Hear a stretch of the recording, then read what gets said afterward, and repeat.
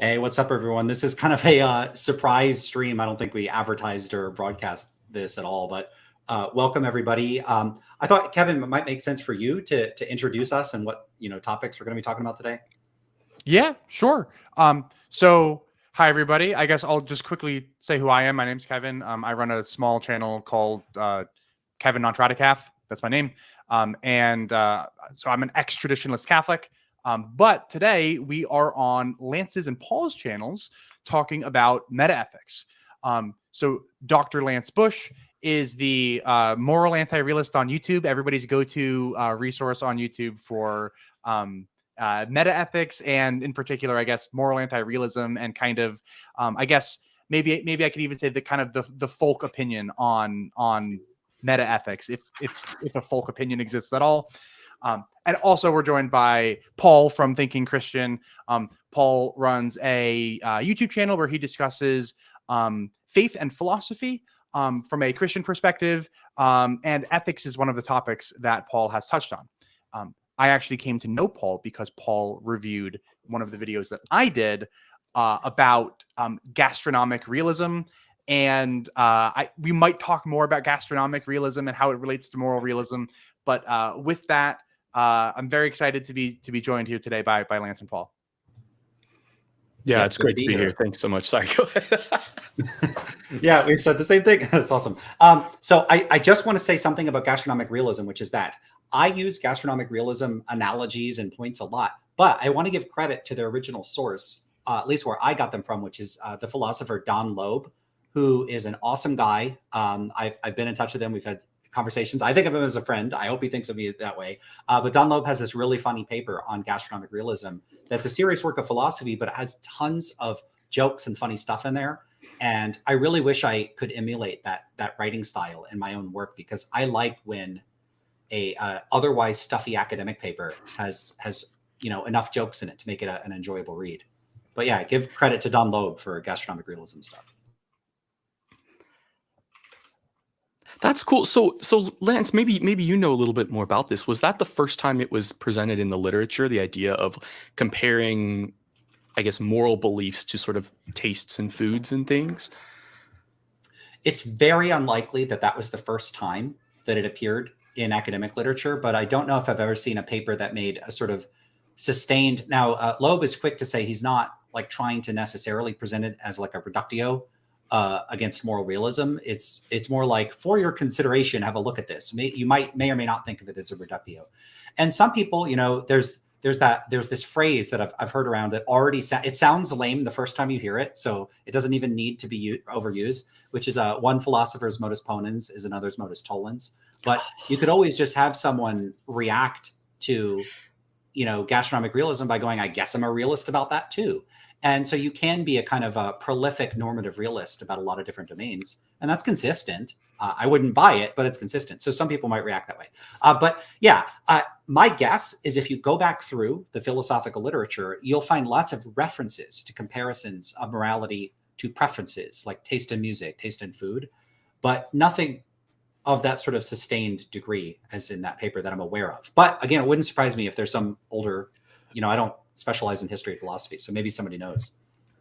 It's so cool you mentioned that too, Lance, because there was one article on I think it was on your blog, where you talk about logic and belief, and the idea that if somebody believes P, they may not necessarily believe that P implies Q. Or if somebody believed P and then they believed P implies Q, what does it mean if they believe Q? And it's interesting, there might be some people who take, and I'm just thinking of that analogy and that point you bring up in that blog article with respect to gastronomic realism. It seems like, I know I'm thinking of you, Kevin, and I know, Kevin, you may have to go or whatever, but I think Kevin, it sounds like your experience was you read this gastronomic realism paper, and that was like coming to the discovery that P implied Q, that if moral realism was true, then gastronomic realism was true. And because gastronomic realism was, I guess, absurd, if not Q, then there can't be P. But perhaps other people could I guess, like what you're saying, Lance, could use that to either reject that P implies Q, or, I guess it comes down to these weird questions about, what sort of grounds, like how good are our epistemic intuitions at conveying truth or these other sorts of things. So I don't know. It was just that was an interesting connection that I was just making as I was going through the articles on your website and stuff. And yeah, I'll just add that. And so you're right, Paul. I can't hang out for the whole time, but I can hang out for a little bit. I read that paper at a very interesting time in my life, I guess. So I read that paper when I was finishing up engineering school and when I was kind of grappling with what was left of my faith, I guess, at that point. And I was kind of coming to the realization that a lot of the stuff that I thought existed didn't really exist. And when I read that paper, it really was a reductio ad absurdum for me. Like that's how it worked for me. Because, studying, I guess, chemistry, you kind of realize, I guess, that like a lot of things that you think exist don't really exist, in the sense that, like, even like an atom, does an atom exist, or do protons, neutrons, and electrons exist in a certain arrangement? Things like that. And so I read that, and I always thought that morality was like, a real objective thing. But I never really thought that gastronomic realism was a real thing. And that paper convinced me that it has to be both or neither. And I came down on the side of neither. So that's how it worked for me. That makes sense. So I guess no. Thank you so much, Kevin. That makes a lot of sense. And I think maybe some of the questions that I was thinking, maybe I'll just pose them to Lance, might actually be invoking some ideas of scientific realism as well. So Lance, would you describe yourself as a moral anti-realist? Would I? Yeah, sure. And would you be more on the sort of emotivist camp or the non-cognitivist camp, or? So my own metaethical views fall outside the standard categories that exist in the literature. So what you have is basically, since like G.E. Moore, which, with the publication of his work in 1903, Principia Ethica. Yeah. So you have this sort of like the modern discussion of metaethics, which is not to say that metaethics discussions didn't take place before, but that seems to have played some sort of foundational role in setting the stage for 20th century metaethics. And 20th century metaethics came to be extremely preoccupied with moral language. And the standard metaethical views, like the menu of positions, like you could find them if you look for them. There's like flowcharts, and it's like, do you think this or that? Is it a yes or a no? And you go down the flowchart, and it'll tell you at the end of it what your metaethical position is. And those typically start with a semantic thesis, a thesis about the meaning of moral sentences. So you could take what you could call a sort of like atomic moral sentence, like murder is wrong or lying is wrong. And that's just sort of it's not a compound sentence. It's not a conditional. It's not super complicated. It's an atomic moral sentence. And then you just, the typical way these flowcharts start is that sort of statement able to be true or false or not? And if you say yes, cognitivism, you think the statement's truth apt. It could be true, could be false. It's in the category of things that can go either way. Whereas if you say no, then you're putting in the category of things that might look like it could be true or false, but actually it functions like close the door or ow, commands like imperatives or exclamations. There are, locutions, utterances, things you could say that can't really be true or false. And so that's like the way these flowcharts start. And then it moves into like other categories that follow after that to see which specific position you fall on. Now, the thing with that is, all of those positions, I'll just skip ahead and get to the anti-realist positions. So the three main anti-realist positions are going to be non-cognitivism. These days, people don't really use that much. They say expressivism, and there's like modern hybrid theories. We're not going to get into all those. So you have expressivism, subjectivism or relativism, and error theory. Those are the big three. And each one of them, the central sort of thesis that you start with is a semantic thesis, a thesis about the meaning of moral sentences. So subjectivists say moral sentences contain this implicit indexical element that relativizes them to the standards of individuals or groups. So when you say something like lying is wrong, you could sort of translate that. That means something like lying is wrong according to my standards, or lying is wrong according to my culture. And then those statements can be true or false. Your culture, there really is a consensus or a general view of your culture about whether lying is wrong. So the statement can be true. It's just as a sort of socially constructed fact about the attitudes of a group of people, or it's a psychological fact about the preferences of an individual. So there's truths, but they're maybe they don't have the robust authority that a realist might want to have. So you get that. Then you get non-cognitivists or expressivists who say the moral claims are not even saying anything true or false in the first place. They're like expressing emotions or issuing commands. And then you get error theory. It says, look, these sentences are trying to describe an objective reality. They're just failing. Kind of like if people were like seriously talking about unicorns and they were like, well, you know, unicorns love to eat cupcakes. So that it's not nonsense and it's not subjective. It's false because there are no unicorns. So the error theory says, yeah, the language is trying to describe that world. It's just there isn't that world. So those are your three positions. But notice that all three positions, it's moral claims are not truth apt. That's non-cognitivism. Moral claims are relativized to the standards of individuals or groups. That's relativism, subjectivism. And then you have the last one says, yeah, language is objective. It's just wrong. Now, the problem is, no, all of them are making this claim. Moral sentences mean X. Like they fill in the blank. Well, for me, you know, I look at that and I think, which moral sentences? It's not my moral sentences. Is it your moral sentence? Do you talk that way? So, you know, where I came at this is to start to appreciate that moral language may not be univocal. There may not be a single like a homogenous way which everybody speaks and everybody thinks about these issues. And that moral language could vary from one individual to another. Maybe I speak more like a relativist and you speak more like a realist. And that individuals may use language in ways that's inconsistent in different contexts or with respect to different moral issues. So basically, I became interested in this idea of metaethical pluralism or variability. There's a philosopher, Michael Gill, has a paper on this.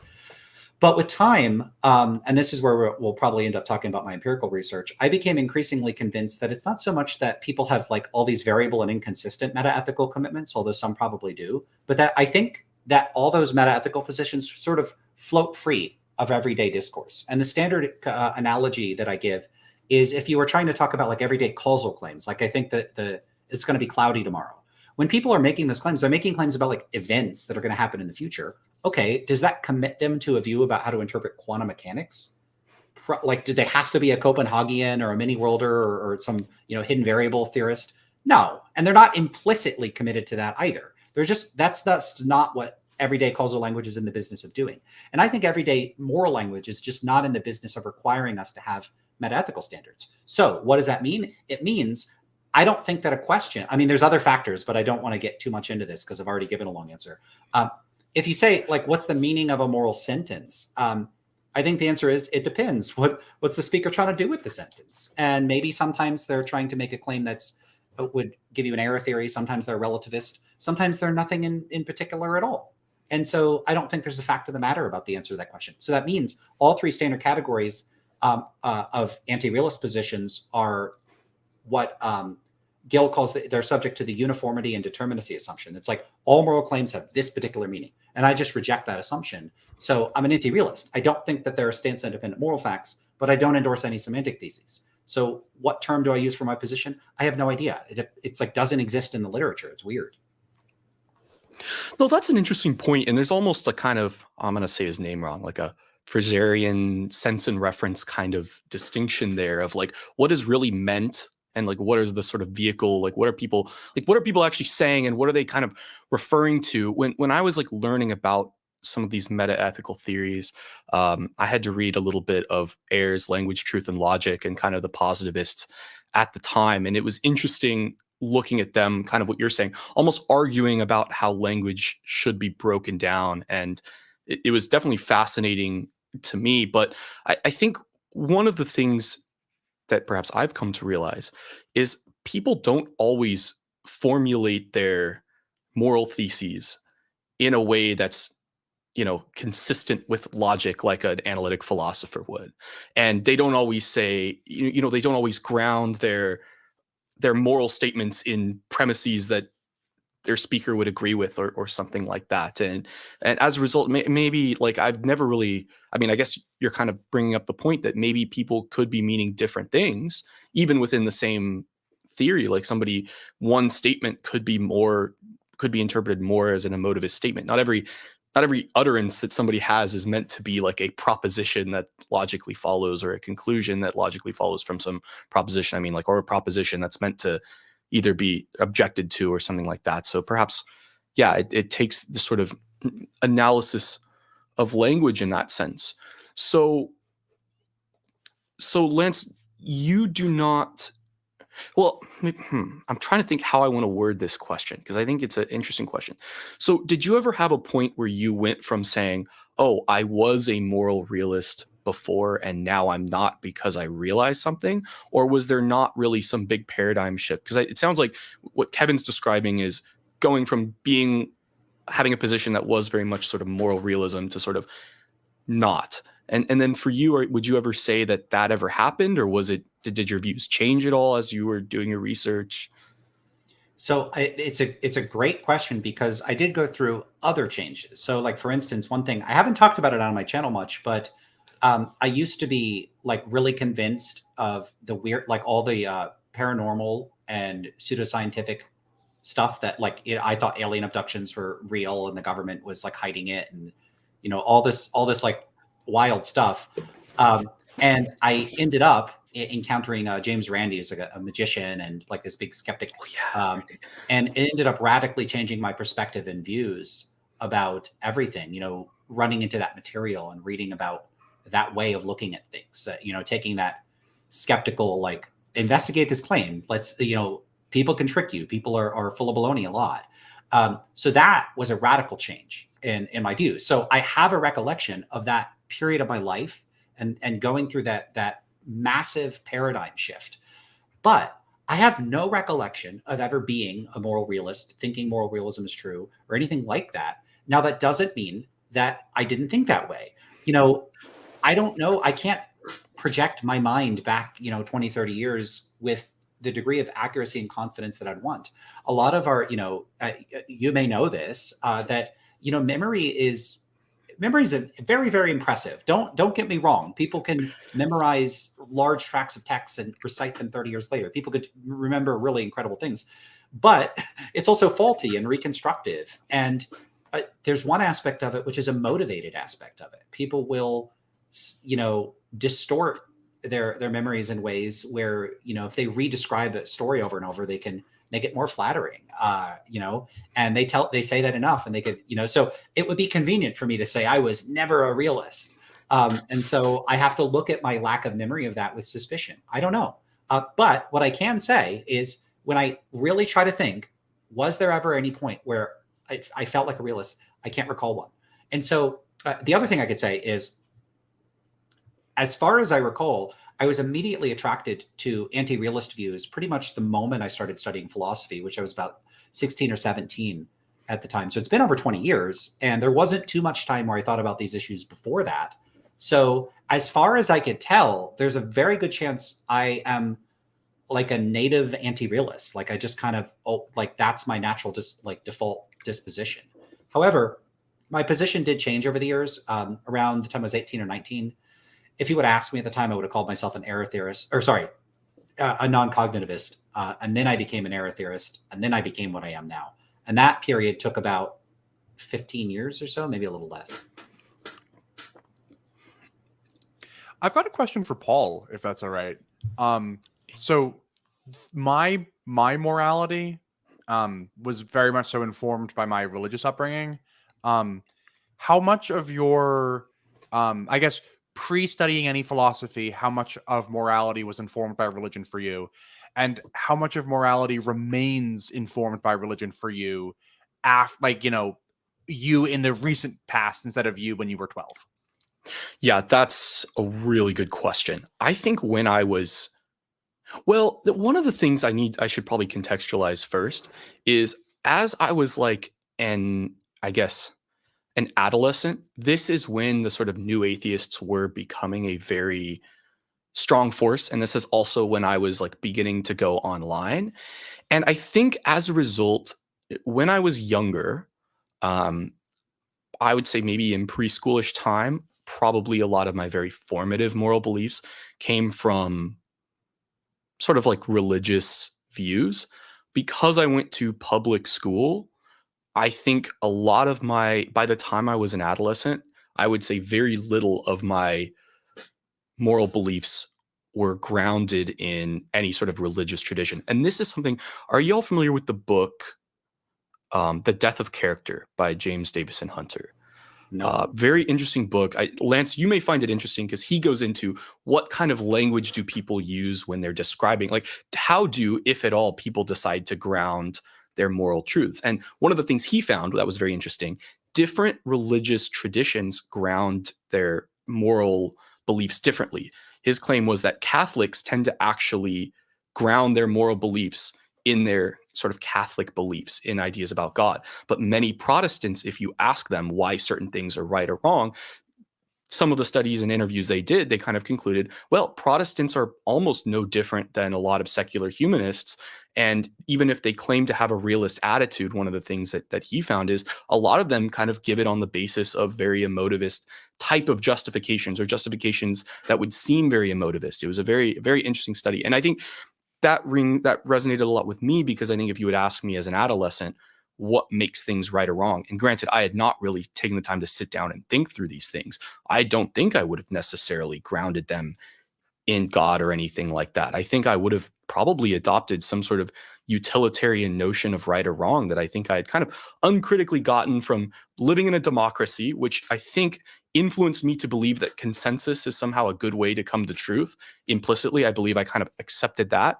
And then this idea that we all have these very reliable epistemic faculties about truth and about morality that don't require any justification, that I can just say, yeah, I know this is right. And me being able to say that I know it is somehow a meaningful statement. So it wasn't until very recently, and until like I went through a very sort of strong moral nihilistic phase in my life in the last maybe 6 years or so, that I started to, I guess maybe I would say, I don't know if attempt to ground moral beliefs would be the right way. But as I kind of rediscovered Christianity, I think I came to ground a lot more of my moral beliefs in these things. But a lot of that was realizing how shaky of a foundation I had had. I assumed it was good at the time, but at the time realizing how shaky it was, and then anything that was sort of left floating, I either had to let it go, get rid of it, or find some way to tie it down to something like God. That would be the way that I would describe it. But I think for a while I was a moral nihilist, and for that reason, I would say probably probably an emotivist. Actually, I would say, and for that being the case, I guess for the long time, I don't think my religious upbringing really equipped me philosophically how to justify or ground these moral beliefs, or have sort of a philosophical moral discourse. Perhaps that would be my answer to that. So do you find yourself being almost more Catholic today than you were, previously, in the sense that at least the way that you derive your morals is almost more Catholic than Protestant? That's a very good question, and I would say yes. And the book that I always talk about on my channel is Alistair McIntyre's After Virtue. And I think it was G.E.M. Anscombe's paper, Modern Moral Philosophy, that really kind of shook a lot of things I thought. My family's like, my dad is and his family are my ancestors there are from Germany. And I think I was very much a Kantian, maybe for this reason, because, like the sort of Lutheran German influence. I had a very Kantian deontological view. And what brought me from that to sort of the moral nihilism, or sorry, then I kind of was a moral nihilist. What brought me back was the sort of teleological virtue ethics of somebody like, I guess Anscombe inspired it, and then Alistair McIntyre brought it to light. But McIntyre also had some really compelling points, I think, almost in favor of moral nihilism, to the point that I think one of the things that he ends up doing that I found very compelling is almost making a case, if you're not a virtue ethicist, it's a very, I guess, easy step to go from there to basically being a moral nihilist. Because how could you ground all these things? And he says, yeah, good luck trying to find reasons that everyone can agree with. Like, because most moral facts that people think are like facts, people have some reason to doubt or to disagree with. So it's not like you have all this consensus among almost anything, really. And I think he said any reasonable person could disagree with any of these individual claims, or the grounding of any of these individual claims. So it's a lot more shaky than perhaps we would like to admit. And I'll admit that I think there's an element of it that is perhaps motivated by emotion, by the fact that I do really want moral realism to be true. I hope it doesn't, cloud my judgment so much that I can't be objective about it. But I think I had strong realist tendencies. I was sort of argued out of them for a while, and then I kind of maybe found what I would consider to be a better justification for those. But maybe I had like an intuition that moral realism was true. But I was fine, for a long time giving up on those intuitions and just kind of say like, yeah, it's all baloney. But that's why I'm so curious, Lance, kind of about your sort of hybrid view, and maybe you could talk a little bit more. Maybe you've done that a lot and you just don't want to go into it again. But I'm curious. Like, I'm very used to these words like emotivism, non-cognitivism, but you would say what you believe is not really one of these. So do you mind just talking a little bit about, what you think, or what, I don't know, like, I'm just trying to conceptualize it. Sure. Yeah. I don't get tired of this. I have had people on my channel that are like, look, you've been at this a year. How can you make 50 videos about metaethics in a year? Like, can't you talk about something else? So I kind of got jolted into wanting to start incorporating other topics, which I'm starting to do. Like I started back on the blog, and I'm talking about consciousness instead of metaethics. So, but I don't get tired of this. Part of it is just that's the mindset you get in when you are working in it for a PhD and you're like specializing. It gets super narrow. But I went through 2 grad programs focusing on exactly this issue. So it's a decade of just this all the time. So I could probably just keep talking about it. Oh, we have a cat. Awesome. I got to bring my dog in here sometime so people can see her. Anyway, I will get distracted. I'm sorry. Let me fix the camera. This is the cat tax. It's important. It is important. And tell you what, that's actually probably my cue. I'm going to go ahead and drop off, but thanks for having me on. And I'm going to be listening to the conversation. I just won't be participating, through a microphone. I'll be participating in the chat. All right. Sounds great. Cool. Talk to you guys later. Thanks for being here. Okay. So the issue really comes down to a couple things. One is my growing skepticism. Well, I should say growing. It grew, and it's been probably fully grown for a while, although maybe there's extra branches. My skepticism about the presumptions that a lot of philosophers make about how non-philosophers speak and think, that's one of them. So it's kind of an empirical concern. And then the second is an evolving view about language, which for me is still in flux and is still changing. So I'll talk about the first one. So what happened to me is, so I went through a terminal master's. So it's like there's a master's, but it's not part of a PhD. You just get your master's and you go. I was part of this program at Tufts Philosophy, and a lot of what they focus on is oftentimes people want to retool their academic careers. So they might have gotten their bachelor's degree in like engineering or biology, but they want to get a PhD in philosophy. And if PhD programs of philosophy are super competitive, you apply to those and you have a degree in biology, it's going to be an uphill battle to get in. It's not impossible. But so some people want to get this, master's, to give them a leg up when they're applying for PhDs. Other people, maybe think that they didn't.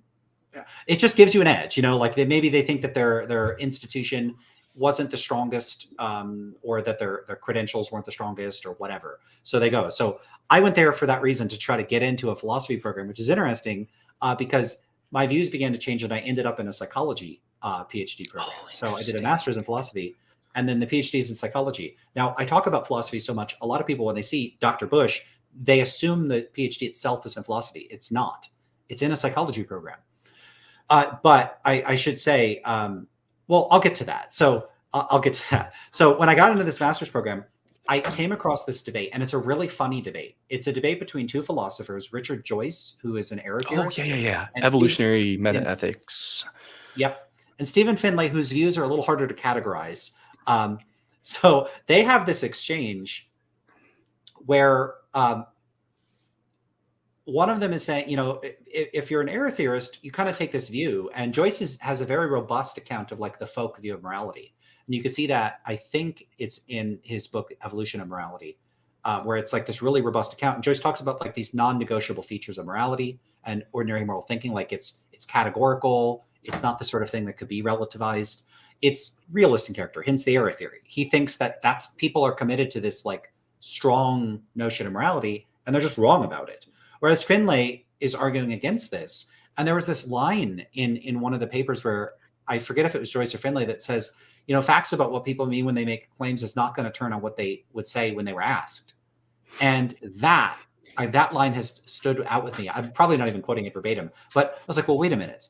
I think I see where they're coming from. Because if you just ask people about their philosophical views, they're not going to, because if I go up to people and I say, hey, are you a Platonist or anti-Platonist about, mathematics or whatever? They're going to go, what is that? I don't know what that is. What are you talking about? Are you an internalist or externalist? They're just, in what context? What does that mean? So they're just not going to know what you're talking about. So fair enough. Now, that might be part of what they would say, but I suspect that both of them would go a little further than I would. I don't know how receptive I don't know the extent to which Finlay or Joyce regard the question of, are ordinary people, like not people without a bunch of training in philosophy, that's the term they use, ordinary people, are they moral realists or not? Maybe they would consider that an empirical question, but for me, it's remained in the state of like limbo, where it's just not clear to me when philosophers are talking about, when they say things like moral realism is the common sense view, or ordinary people speak like realists, ordinary people are moral realists. Like, what does it mean to say they are a moral realist? Does it mean that they consciously endorse moral realism? Probably not. So what does it mean? Is it an implicit commitment? Is it part of their speech? Is it part of their psychology? Philosophers are weirdly not super clear on this. And even when, it's weird because you would expect them to be pretty clear. They are not. And I think a lot of this is rooted in what I take to be pretty weird views about language. But anyway, to get back to this Joyce-Finlay exchange, well, it's really, they have these, Finlay has a paper called The Error in the Error Theory. And then Joyce responded with a paper called The Error in, quote, The Error in the Error Theory.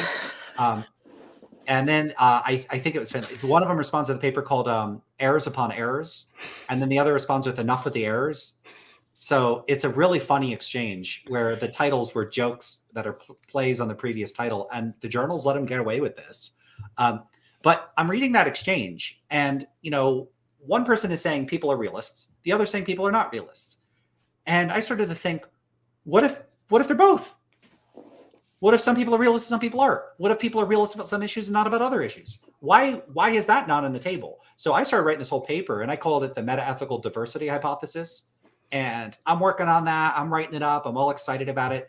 And, you're working on a paper for a class, and I'm Googling around, checking out Google Scholar. And then I come across this paper that's called the Metaethical Variability and Indeterminacy Thesis. And I was like, wait, so I have metaethical diversity hypothesis, and this is metaethical variability thesis. And I had in my paper intrapersonal and interpersonal variability between people and within a person's views. And this one had like between persons and across persons. It was the same idea, just fleshed out way better than what I was coming up with. So I was like, on the one hand, damn, I got scooped. And this is Michael Gill's paper. And on the other hand, like, it's awesome to feel like I'm not alone. Now, as far as I know, I have not found a single other person in the entire academic literature who has written a paper defending metaethical indeterminacy. But Don Loeb, the gastronomic realism guy, has a paper on it that's very, very similar. And it came out around the same time on metaethical incoherentism. And it's really similar. So on Gill's view, it could be that when a person makes a moral claim, murder's wrong, they might be committed to realism or some type of anti-realist position, or neither. Maybe it's nothing. But Loeb's point is, and you alluded to this earlier, I think, people often hold contradictory beliefs. What if a person, you ask them their metaethical views, and they're like, yeah, I see the pull of realism and the pull of emotivism. They kind of both feel true to me. And I feel like they're both true, but they are in conflict with one another. And so what Loeb proposes is everyday moral thought and language might be sort of stuck with these internal contradictions. It might just be a mess. It might be internally incoherent. And so that Loeb proposes is a new form of anti-realism, incoherentism. It's not relativism, it's not non-cognitivism, and it's not error theory. It's the statements are false because it would be like if I went around saying, that is both a square and not a square. That's not error theory. That's an internal contradiction. It's like it's false because it's a conjunction of incompatible claims. And so if moral claims are committed to incompatible conjunctions, boom, you have a new type of anti-realism. Now, Loeb has made this point. This is a new type of anti-realism, but again, I've never seen anybody advocate for the position. So there, like all the textbooks, anything you find, I don't think it's going to have incoherentism in there. And so you have that, and then you have Gill's pluralism, and then we haven't talked about it yet, which is my view, but originated with Gill, indeterminacy. So there's 3 alternative anti-realist positions to the other big 3, and they're a little obscure, they're a little weird, and they're all new. They're all about 15 years old, and that's where all of that lies. Now, you would ask me about, like, to give more of a sketch about like why I think this. Now, part of the reason I think this has to do with my developing views. This is stuff that evolved much more recently in my views.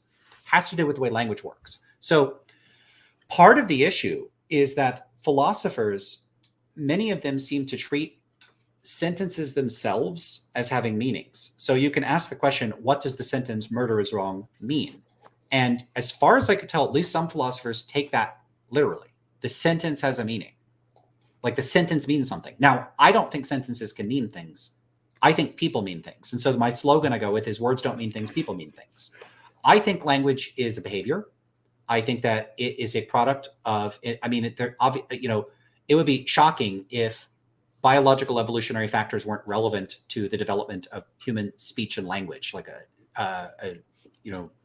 written language, sign language, spoken language, other forms of communication.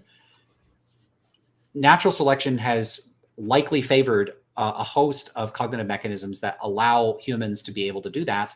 And you can simply test that because it's good luck teaching most animals to engage in any form of communication. They're certainly not going to have anything like human language.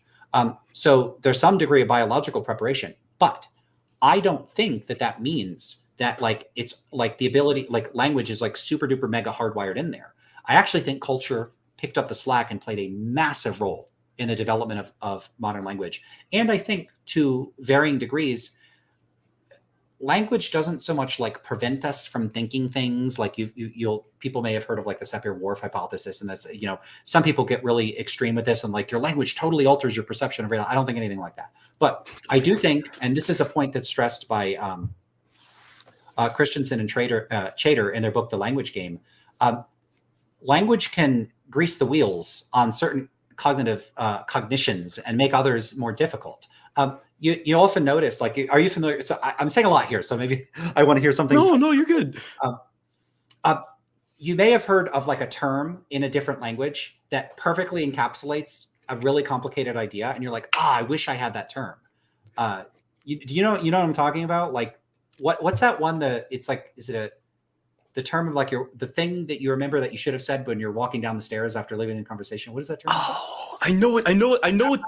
Yeah, I know. It's like the tip of your tongue thing, but it's like you think of it later and you're like that. Yeah.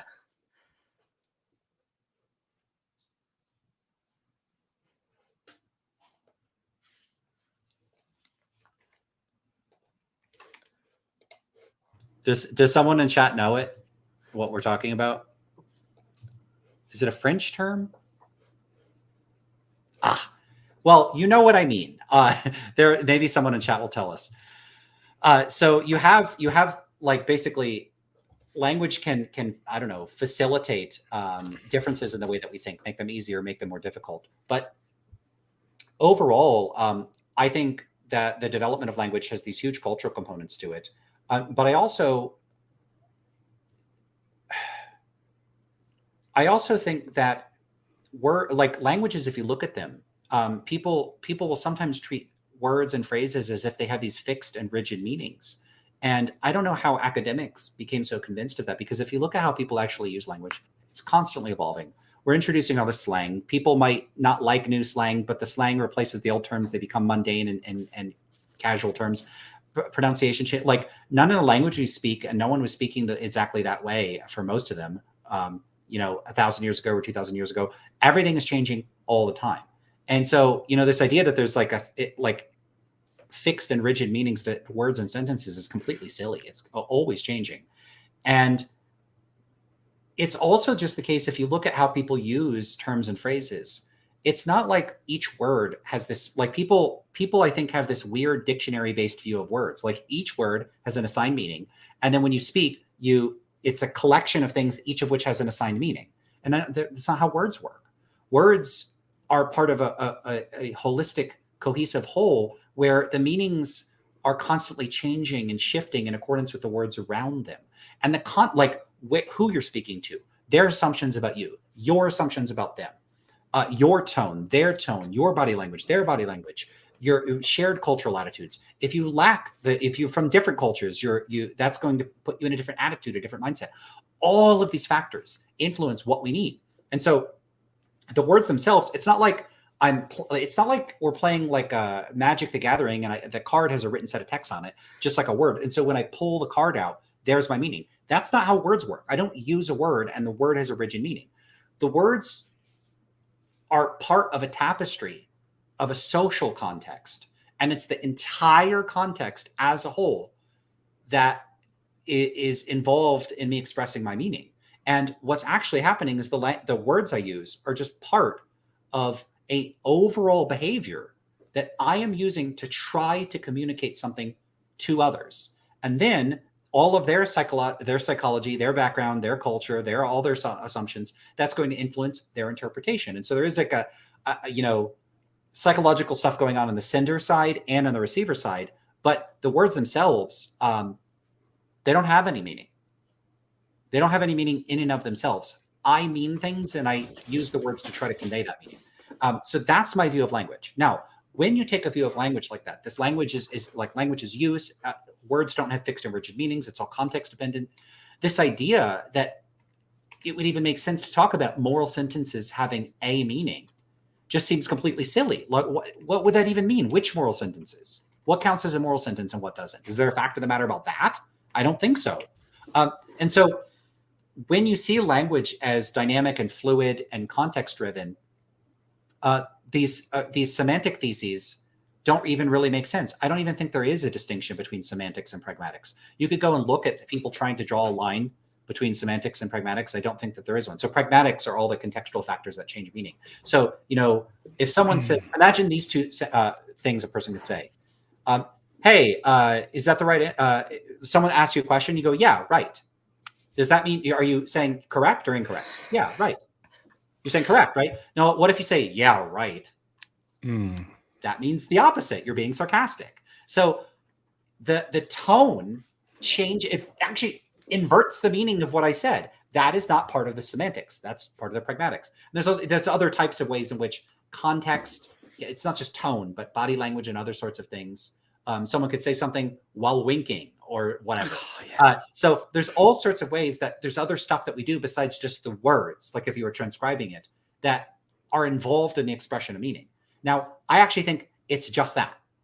The words are just another thing where all the background factors and context and cues are involved in meaning. And so it's not so much that words have intrinsic meaning. It's just that words have like a typical or average meaning. Obviously, if in most contexts, if I use the word dog, I'm referring to an animal, but it doesn't have to be. I could talk about a hot dog. You could call a person, that person's a dog. There's all sorts of ways you could use words in like this metaphorical sense. And so language really is stretchy, it's rubbery, and it's pliable, and it's as in the language game, as they put it, it's a matter of improvisation. They analogize it to a game of charades, and that might even be a partially literal account or hypothesis about how language emerged, that it emerged in this, think about situations where you and another person don't speak the same language. There's so much gesturing, there's so much of the charades going on, that language became a way of sort of a standardizing recurring patterns in a game of charades. And so what it's really doing is it's facilitating my goals and interests. And anyway, so having said all that about language, I think this idea that the words themselves mean something and we could figure this out doesn't make a whole lot of sense. And then I guess I'll stop there because I said a whole lot. Maybe you have questions about that, but there's more to this. I mean, this is like my big thing. So there's a lot underlying it. It's really interesting because I think I had this realization of what you're talking about, where people start arguing more about the definitions of words, the definitions people should be using, rather than the ideas that these definitions are meant to communicate. And I remember he's he's a buddy of mine, and we worked on some code together, and he's doing AI research at Spotify. And he once said, like, the reason you should care about this is because you being understood is your problem. And I think what he was trying to say in a talk like this is like, if, and the way I interpreted this is if we're, well, I'm trying to think how I want to describe this, but I see what you're saying about yeah, like words being part of this. There's context, there's information that's being communicated, and sometimes people can be really rigidly focused on, you need to use my definition, as opposed to like, this is serving its purpose because I know what you mean, or I know what you mean well enough for you to convey the point that you're trying to make with me. And rather than me actually object to something substantial, I'm choosing to object to your use of a word or grammar. Like grammar is one of those things that I actually like I get upset when people like try to thinks that like incorrect grammar is somehow like meaningful, because it's like, if I know what you're trying to say, or I know what you mean to say, then does it really matter that you use the wrong there or something like that? So that's interesting. I also think like one comment I was going to make is the debate around moral realism that you bring up about people having this possible, I guess, contradictory views is very interesting to me, because there's been an analogy of that in, I think it was, oh my goodness, Bradley Monton. He's a philosopher in philosophy of science who talks about scientific realism, sometime entailing people who are scientific realists. And I consider myself a scientific realist, but they hold two views that are contradictory or incompatible. So somebody who believes in, say, general relativity and quantum theory, these two are incompatible theses. But somebody could be a scientific realist and believe both of them. Or they could be a scientific realist and say, I'm a scientific realist, but I believe most of the scientific theories that we are discussing or that are in the literature are likely false. So what is meant by scientific realism now becomes a thesis about scientific, I guess, statements or scientific results eventually converging towards truth, than it being the case that any scientific claim is necessarily like true in and of itself, and that is the end of the story. So that would be interesting in sort of a moral way. Somebody could believe that most moral utterances are false in a sort of error theoretic way, but still believe the idea of moral discourse is productive at arriving at truth, and perhaps that would be closest to my view. I believe I'm a moral realist, but I don't believe that simplistic statements like murder is, or like killing is wrong I don't think that's precise enough to be true or false per se. There's certain contexts in which, like, if you are protecting your family, I believe that may be even obligatory, versus if I'm just wanting something that they have and I don't have any other, like I'm just being selfish or something, I may believe that in that context it's wrong. The reason this language and context is so interesting, and this may get into my next question, is what is meant by the act of moral discourse itself? I guess this ties. Oh, go ahead. Oh, no, you go ahead. Yeah, I guess, and maybe I'll preface this by saying, I think it was Alistair McIntyre who made the point that if emotivism is true, and I'm curious if you agree with this or not, and then maybe you have your own thoughts. If emotivism is true, all moral discourse is just manipulation. It's just trying to get somebody to do something, but you're not able to provide any sort of factual grounds for doing something. So where somebody could say, I would like it if you didn't do this, you instead pretend that there's some reason you can give them, but the goal is to sort of manipulate or change their behavior in a way. Like, I don't know if you have any thoughts or reactions. Yeah, I don't think so. I think that it would be a big part of it. I don't think it'd be all of it. So I think moral language is flexible enough that even though, when I tell you what I do think moral language is for, it's going to be very similar to this. Manipulation is a big part of it, trying to get what you want. But it has other functions too. And I'll get to that. But I'll get to that by way of saying a bit more about, I'll get to saying what I actually think is going on. It's not common for me to do this. I mostly focus on criticizing other views rather than saying what my own view is. And I don't mean to put you on the spot or anything. I'm sorry. No, it's cool. It's cool. Okay. So I'm a big fan of this view called the argumentative theory of reasoning. And this is a view by Sperber and Mercier. And this came out, I don't know, 10 years ago now. I don't know. But basically what they argue is that take a look at the way that humans reason and like the types of like rational deliberative processes they engage in and the way that they talk to one another. People are pretty good at arriving at true beliefs, but if you look at the way that people operate in debates and the way that they argue with one another, it doesn't look like they're being the most rational in the world, because like motivated reasoning is probably the biggest glaring thing that stands out. People actually selectively attend to things that support their preconceptions and downrate evidence contrary to their views. How is that conducive to arriving at true beliefs? And pretty much everybody does it. And people do a whole bunch of other things. People are sneaky in debates. They exploit rhetoric. They try to make their opponents look stupid or evil. Like people, they argue like lawyers. They argue to win. They're not arguing to get at what's true. Now, okay, so now you have you could look at that data on the ground. People have lots of cognitive biases. People make lots of mistakes in debates. People, like if you look at what people look like they're trying to do in debates, it looks like they're trying to score points and win and outwit their opponent, look good in front of their audiences, make their opponents look bad in front of their audience. What are they trying to do? Well, they're trying to achieve their goals, whatever those goals happen to be. It could be to look smart. It could be to get their opponents in trouble. It could be to win a case so they can make money. Should it come as a shock that people use moral language to try to achieve their goals? I don't think so. And so if you look at moral language, it looks to me like it serves the socio-functional purposes of facilitating the goals of agents. And that shouldn't be surprising in light of this argumentative theory of reasoning that says, hey, maybe if we look at the evolution of human cognition, it's not like it was only about like us extracting resources effectively from our environment, inventing tools and developing tools, like things that are reasonable, things that are productive, things that get stuff out of our environment.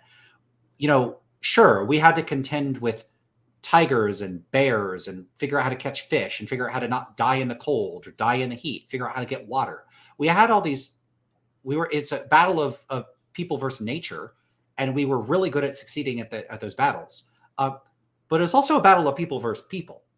And so if you're looking at the evolution of cognition from a natural selection point of view, it wasn't like the selection was just for people versus nature. It was also people versus people. And so should it come as a surprise if the reasoning processes have a bit of both of those in there? No, not at all. Now they emphasize this argumentative component of reasoning almost in a way where they're not even talking like as if it wasn't selected for other purposes. I don't know that they would really endorse that. But yeah, I think it serves both of those roles. So reasoning, I think, can and does partially serve the role of us thinking about what's getting at the truth. People, it's not like debates, no one ever changes their mind or arrives at the true beliefs. People are convinced of things. People are genuinely interested in persuading someone of what's true once in a while. It's not like people are I'm not like cynical about literally every human interaction, just a hell of a lot of it. So basically what I'm saying is we're natural born lawyers. We reason and think to get our way. And I think a big part of the way that people make use of moral language is for exactly that purpose. It actually functions for people to try to get their way. And what kinds of functions are central to most moral discourse? I think it's largely reputation management. So one of a person's most important assets is their reputation. You want to look like a good person and you want people you don't like to look like bad people. So reputation management, goal acquisition, getting praise, improving your reputation, avoiding punishment, avoiding going to prison, avoiding people disliking you. So I think it serves a lot of those goals. And so its ostensible purpose, which is to state what's true or express one's values or whatever it is people may take it to be doing. I actually think it has a sort of, you could say, it is a pretty cynical view of human nature that basically people are just trying to get what they want. Now, what people want isn't always bad. If I'm trying to argue and persuade to get you to convince people to stop committing crimes or harming people, that's not bad. So, acting with respect to getting your way, well, what if your way is altruistic and good? Then I'm okay with that.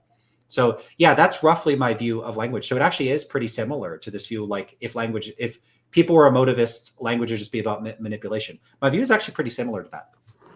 And no, I find that very interesting. And the discussion that you had reminds me, are you familiar with Jonathan Haidt's book, The Righteous Mind? Mm-hmm. Very familiar. Mm-hmm. Okay.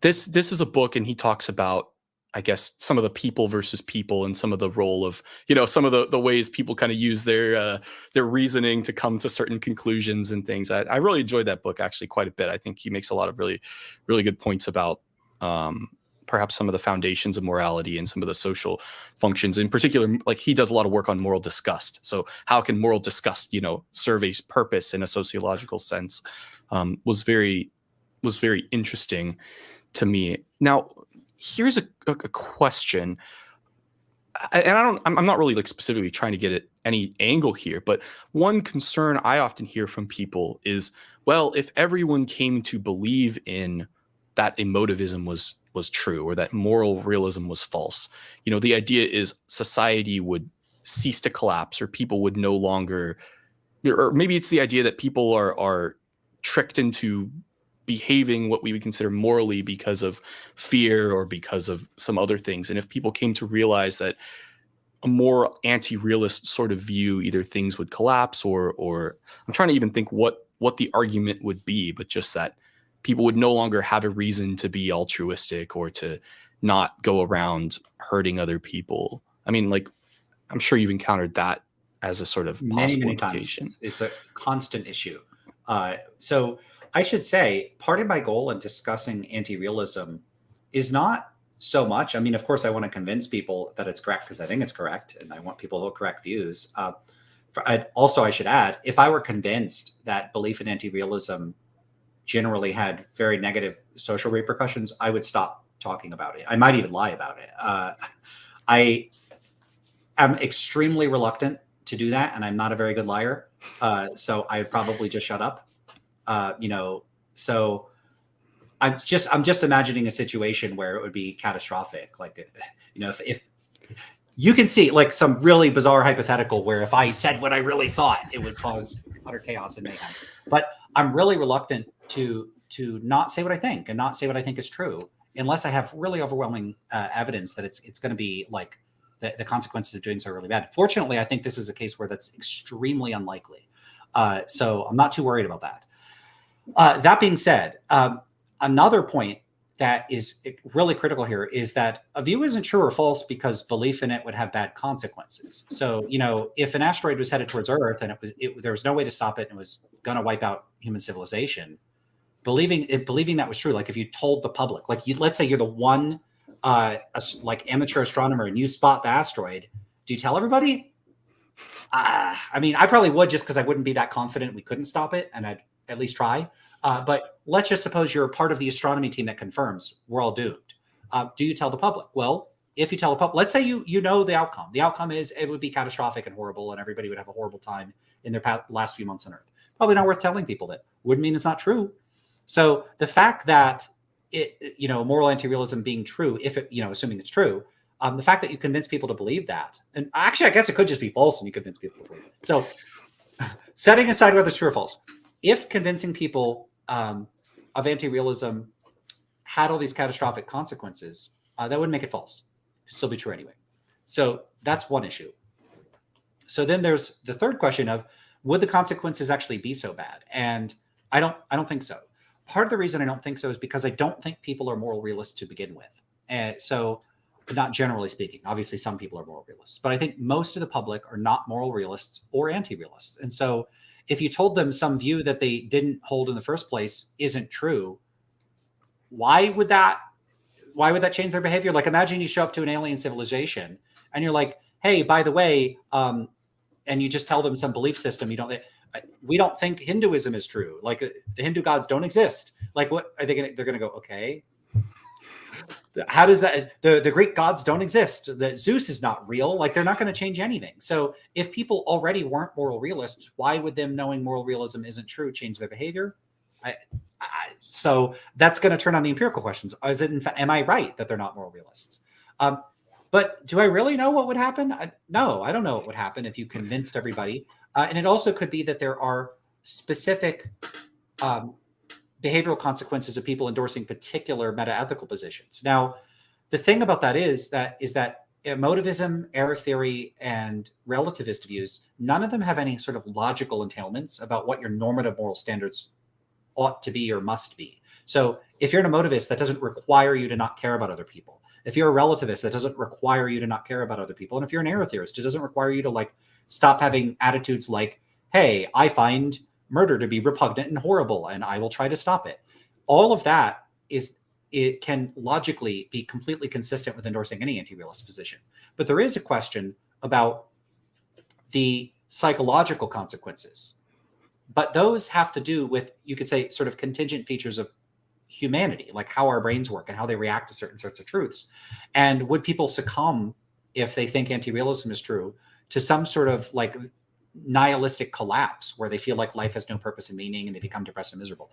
I don't know. I suspect not. It hasn't happened to me.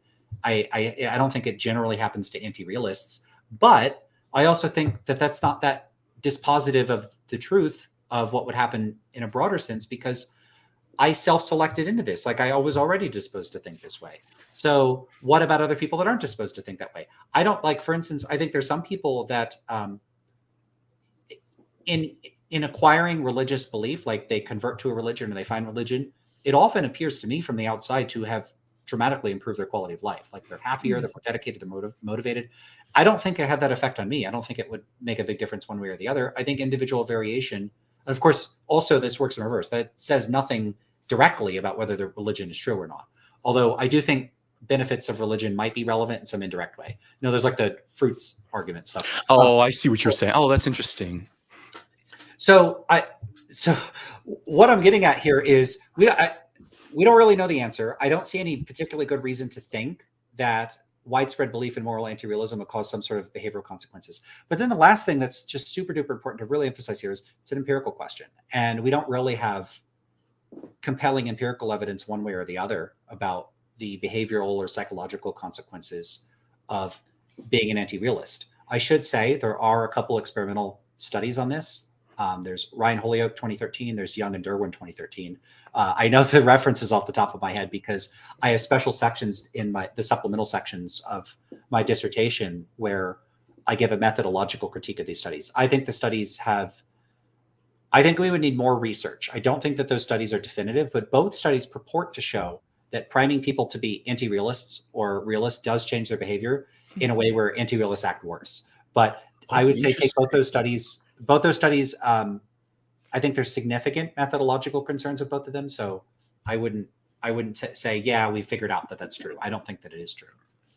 But I also don't have evidence it's not true. So I think that the case is open. People could gather empirical data showing convincing people of anti-realism makes them depressed or makes them act worse or whatever. So it's possible. I just don't see any particularly good reason to think it's true.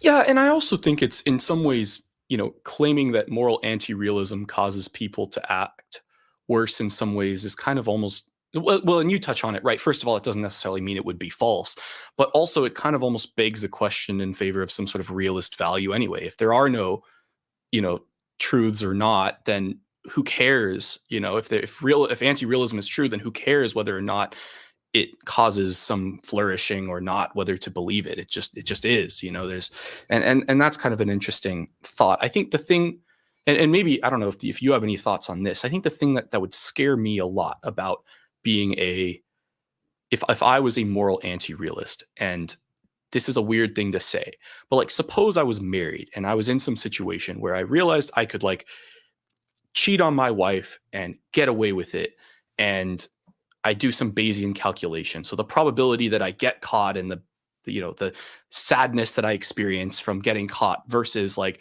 the probability that I get away with it times whatever benefit I think this brings to me. And I feel like if I cheat on my wife, I will be coming out on top in terms of my own sort of, I forget what it would even, my hedonic calculus. I would put it that way. Would I be living sort of inconsistently with either the principles of hedonism or whatnot? If I chose not to do it, would this be sort of like acting on some sort of folk superstition if I thought that doing this was somehow wrong, even though I feel like the reality is I can get away with it and not get caught and not feel some amount of shame or something like this? And the question I ask myself, and maybe you can help me think through this, is would me being a realist or an anti-realist change my behavior in a circumstance like this? Like, if I actually believed it was wrong to do this, no matter what possible benefit it is, versus I think that there's no real way to calculate this, or that there's not necessarily any sort of moral obligation, so I don't have any reason stopping me from doing this as the cards fall, perhaps. I just don't know. I mean, it's a tough psychological question. What thinking moral realism is true does when a person is deliberating about what to do. And one thing I would say, though, is there is a difference between what a person would do under one set of cultural circumstances and life experiences and what that person would do under a different set. So if a person spends their entire life in a culture like our own, like a culture saturated in a very long history of Christian morality and Christian and Western philosophy, and all these distinctive views and ways of thinking about the world, where, my own view is that even the secular moral realist accounts that we see today are kind of the vestiges or a residual sort of I sometimes call them cryptotheistic realism, because I think the very idea of there being external moral rules or laws or dictates about what we should or shouldn't do, you have all these like secular realist accounts where they're like, you could have objective moral facts without God.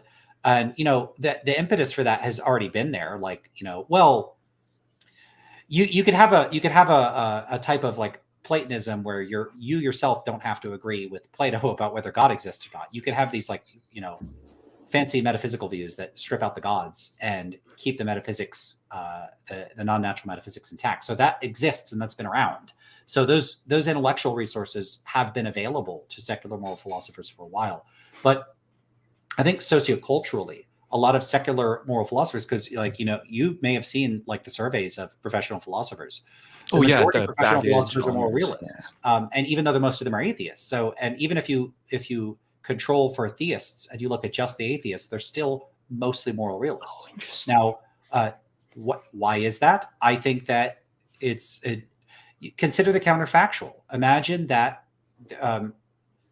Judaism, Islam, Christianity, Zoroastrianism, all those monotheistic religions never arose. We had all these polytheistic religions that gradually faded out like 1,000 years ago. And it's been over 1,000 years of basically just a secular society. People don't even call themselves atheists. They just don't even think about it. Would people see morality the same way? I suspect not. I don't think that they would have this sense that there are moral rules out there. So in other words, what I'm getting at is that I'm giving a kind of genealogical or cultural explanation for the persistence of secular moral realism, which I think traces its origins and roots and its appeal in a society of people that are sort of, at least the intellectuals in these contexts, have lost their Christianity in a formal intellectual sense. They don't believe in God. They don't believe in Christianity, but there's still vestiges of it lingering in their culture and influencing how they think. So I think that can influence them. Now, those people, if they stop believing in moral realism, if you have already internalized the sense that the rules are out there, they're written down in the fabric of the cosmos, or they're issued by God, or whatever it is, and you think no, there's no longer those rules, you could be a person where that was out there was for you personally holding you in check or influencing you in some way, and now you've lost that. And that can influence your behavior. But what if you never had it to begin with? What if you were always the kind of person that said, these are my values, I act in accordance with my values? Then maybe it wouldn't. So could the loss of a belief in moral realism change someone's behavior for the worse? I think, yeah, probably. That actually strikes me as quite plausible.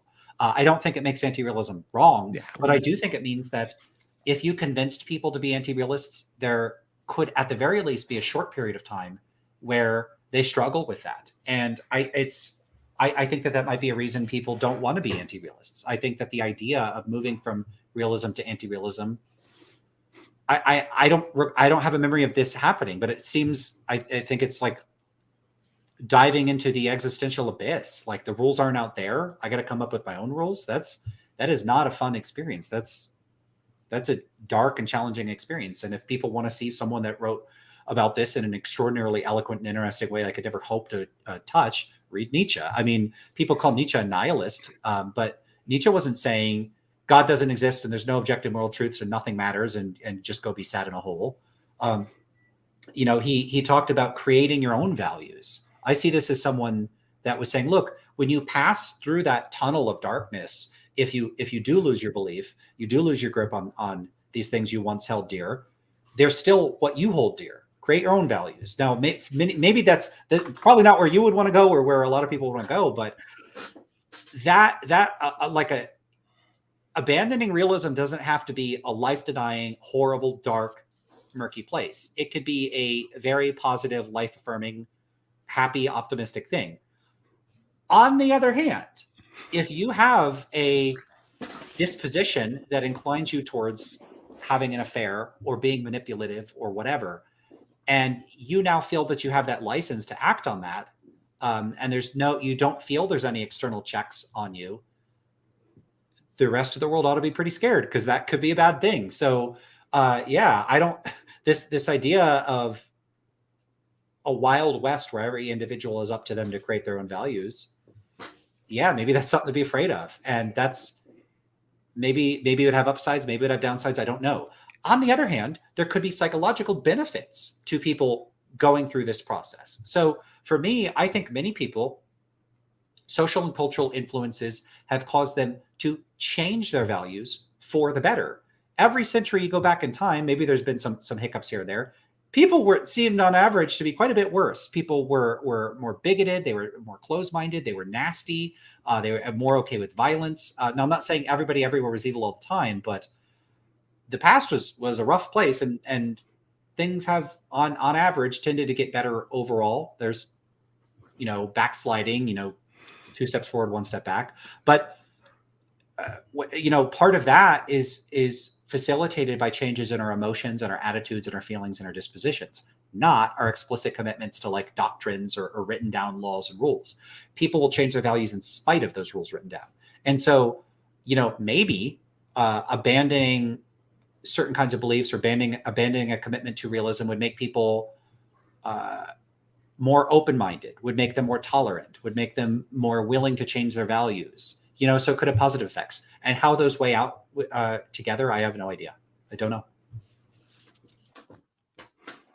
I think one of the things that you bring up with that and with what's being discussed is sort of, well, man, there's just a lot to think about. I guess maybe one thing I'll say that was so difficult for me to ever shake when I was a moral nihilist was the idea that truth had some sort of normative value, or that belief in truth, that there was some sort of value in believing what is true. That was something I don't know, maybe I just couldn't really shake it, or couldn't get around to it. But you're right. I mean, yeah, I think people make all these alarmist things, but maybe to a certain extent they miss the point of all of this, which is when we have a conversation, we want to know whether or not moral realism is true, or moral anti-realism is true. Not there could be possibly, well, it's interesting. It'd be like you said, it's an empirical question. If there are some sort of negative in a sort of maybe emotivist sense or something benefits, but that's all beside the point if we care about whether or not it is, I guess it is true. There are plenty of things, like you give the example of the asteroid, that we could believe in and they would be true, but believing it would be harmful and may not have any effect on the actual consequences. Right. I should say, though, that personally, my suspicion, and again, these are empirical questions, so I keep saying that. I say it too much. My suspicion is that people's metaethical views have very little impact on their actual behavior. Like, I just don't think if people are realists or anti-realists, it's really going to change a whole lot. I think people are going to dislike the things they dislike and like the things they like, and act on their personal values. And, one thing that I often emphasize about moral realism is that, let's say that there were these objective moral facts out there. Well, I think, and I adopt something similar to like a Humean view, is that people are just not going to act on just facts, that everything has to be facilitated by their own desires, goals, values, motivations. And so even if there were these facts, they are in and of themselves like inert, they're dead things. And the only way for you to comply with the objective moral facts is if you value those facts. They're facilitated by our subjective values. And so they have to be mediated by us caring to comply with them in the first place. I don't see anything inconceivable about a person saying, look, I know that's what's right and wrong, and I don't care, and I don't want to do it. And you could imagine, or at least you could try to. I think imagining things in philosophy is harder than philosophers think that it is. What if the moral rules were awful, right? What if the moral rules were like, hurt babies or something? Well, then I would just say, no, thank you, I'm not going to do that.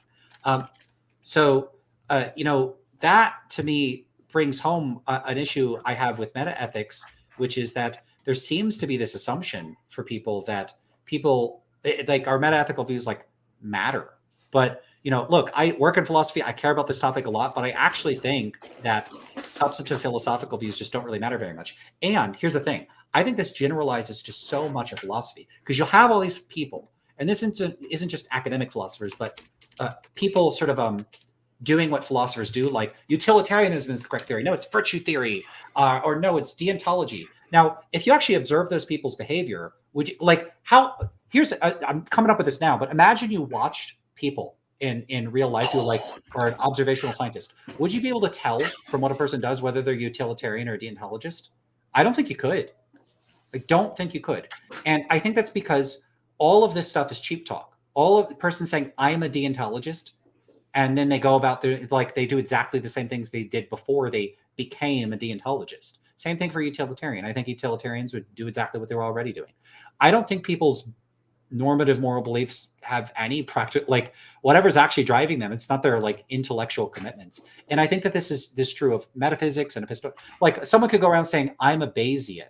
I endorse Bayesian epistemology. Is that person, in virtue of subscribing to that view, thinking any differently than they thought beforehand? I doubt it. Look, I'm not saying people's explicit intellectual commitments never change anything. If a person converts to Christianity, I'm going to predict, I'm more likely to see them praying. I'm more likely to see them going to church. I'm more likely to see them reading a Bible. So certain kinds of belief changes, I think, do cause predictable changes in behavior. And you might see that person have substantive changes in their moral views and values, and that can influence their behavior. I guess I'm giving more credit to religion than I am to philosophy. But think about why that is. If you privately, and let's say you found an old religion in a book that no one else read and you subscribe to it, I can imagine that not doing much to change your behavior. I think part of the reason people that convert to religions change their behavior is because they change the communities that they're in. They change the people around them. They join networks of people. There is a social network support and structure and institutions in place for providing outlets and opportunities for that behavioral change to occur. There is no utilitarian center that I know of. There's no deontology club down the street for people to join. And if there were, I would expect to see changes in behavior. But what will cause those changes? Changes in the crowds they're hanging out with. Changes. Yeah. And that reminds me the sort of effective altruist groups, right? That they have these, and that's, I guess, kind of would be consequentialist or utilitarian to some degree. Sorry, go ahead. I was just... No, it's all good. But no, I was just thinking that, and one could even argue that's almost like in some ways crypto-religious, and especially if they have their beliefs. There's a center here in Houston where I live called Oasis. It's like a secular humanist organization, and they have what's almost like a church service to have church, but it's not really like church, but they still have music and they have a talk, which I guess you could say is similar to a sermon. And I'm sure the sociologists would find a very interesting parallel there. And that's even, that's their stated goal of all of this. So yeah, you're right. I think maybe sometimes philosophers could, maybe I'm interpreting you saying they focus so much on this sort of logical or analytic belief and not the sort of culture that surrounds how those beliefs are formed or practiced, what causes people to actually believe things. It's an interesting sort of question about, yeah, what does it mean? And then the other question, what does it mean to really believe something? That I think it was in The Righteous Mind, Jonathan Haidt, they did this, he cited a study where, moral philosophy professors, people who study moral philosophy, who should be the most moral, they don't return their books any more often in the library. That was a study conducted by Eric Schwitzgebel. Oh, that's right. That's right. I also should just mention that Haidt has a model that's very similar to and also had an influence. It wasn't just the argumentative theory of reasoning, which is the social intuitionist model. So he has this view that there's a sort of two-step process where basically you form your moral beliefs or your moral positions on the basis of unconscious emotional reasons. and then afterwards you rationalize them. And so when you argue, you're confabulating your philosophical justifications and reasoning for why you hold that moral position. And his prime example of this is, he calls it moral dumbfounding, although I don't think the original paper is published, and I have concerns about that, and I've spoken to other people that have raised methodological concerns with those studies. But you still have this. I still think that it's plausible that this is a thing. Of course, we need more data, but roughly the idea is.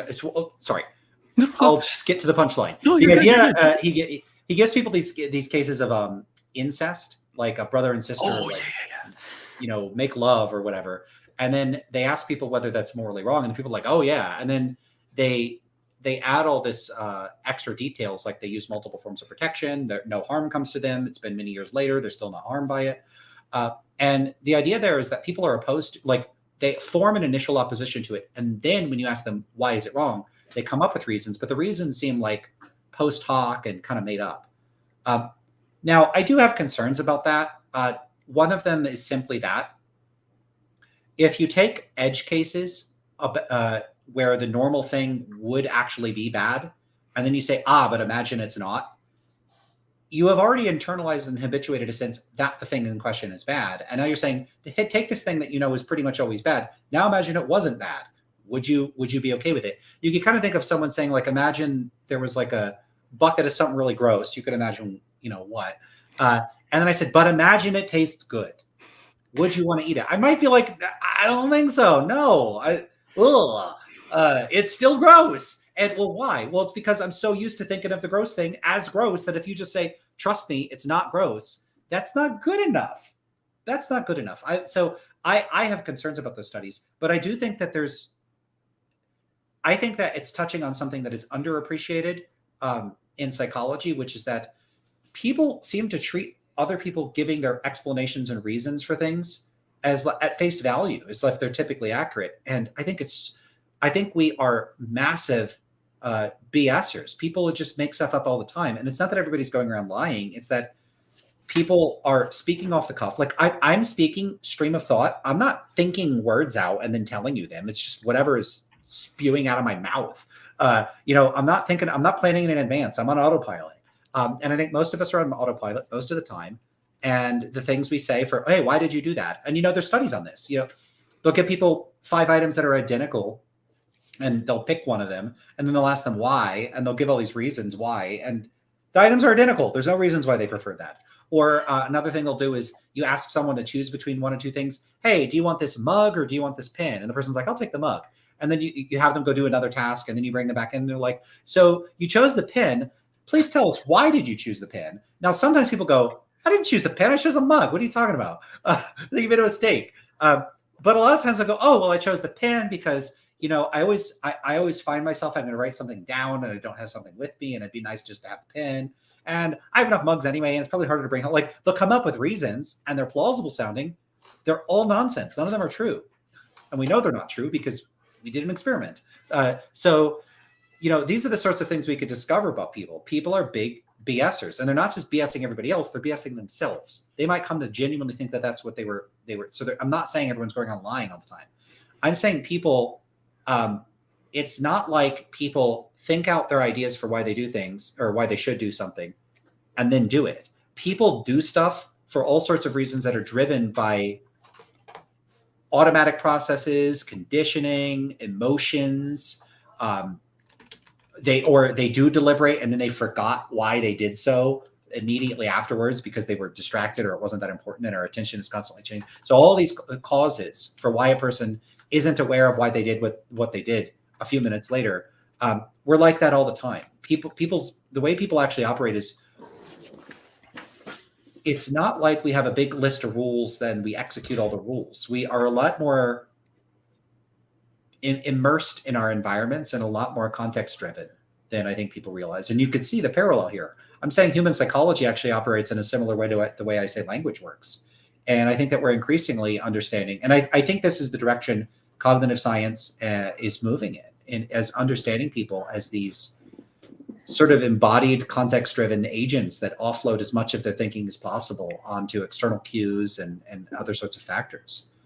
And basically a lot of my philosophical views stem from my departures from what I take to be mistaken and outdated models of the way language works, the way human psychology works, that have gained a foothold in philosophy and have influenced how philosophers think in ways that I think are super detrimental. Here's, I guess, one more question for you, and I know you probably want to end what you were saying about an hour and a half. Is that was Yeah, I could keep going for a bit more. I'm okay. What okay? about Cool. you? Yeah, I mean, maybe then we can see if something else comes up. But I remember I was reading this book by, I think, Parker Palmer. It's about teaching, and it's for this pedagogy class I have to take. And he basically makes this claim that basically there's this academic bias against subjectivity, and it causes students to like think and write in a way where people say, it is believed, rather than just saying I believe, because that's like not accepted. Would you say the reason, perhaps, when people are having like a moral discourse, somebody gives a sort of moral realism type of answer, when it really is perhaps a subjective or an emotivist type of judgment about something, would you then say that this is because of social conditioning? They've been conditioned into give an answer that sounds factual, even though what would be the most coherent or the most accurate expression of their view was, if they were conditioned to, give an answer that was perhaps the most, I don't even know if I want to say correct, because that could even have its own implications. But what they really would just be meaning to say is like, this is how I feel about this. Maybe that might be part of it, but it's plausible to me that there are a couple background factors, which is that it's rhetorically effective to treat your moral claims, like to sort of cut off the "in my opinion" or "that according to my standards" component.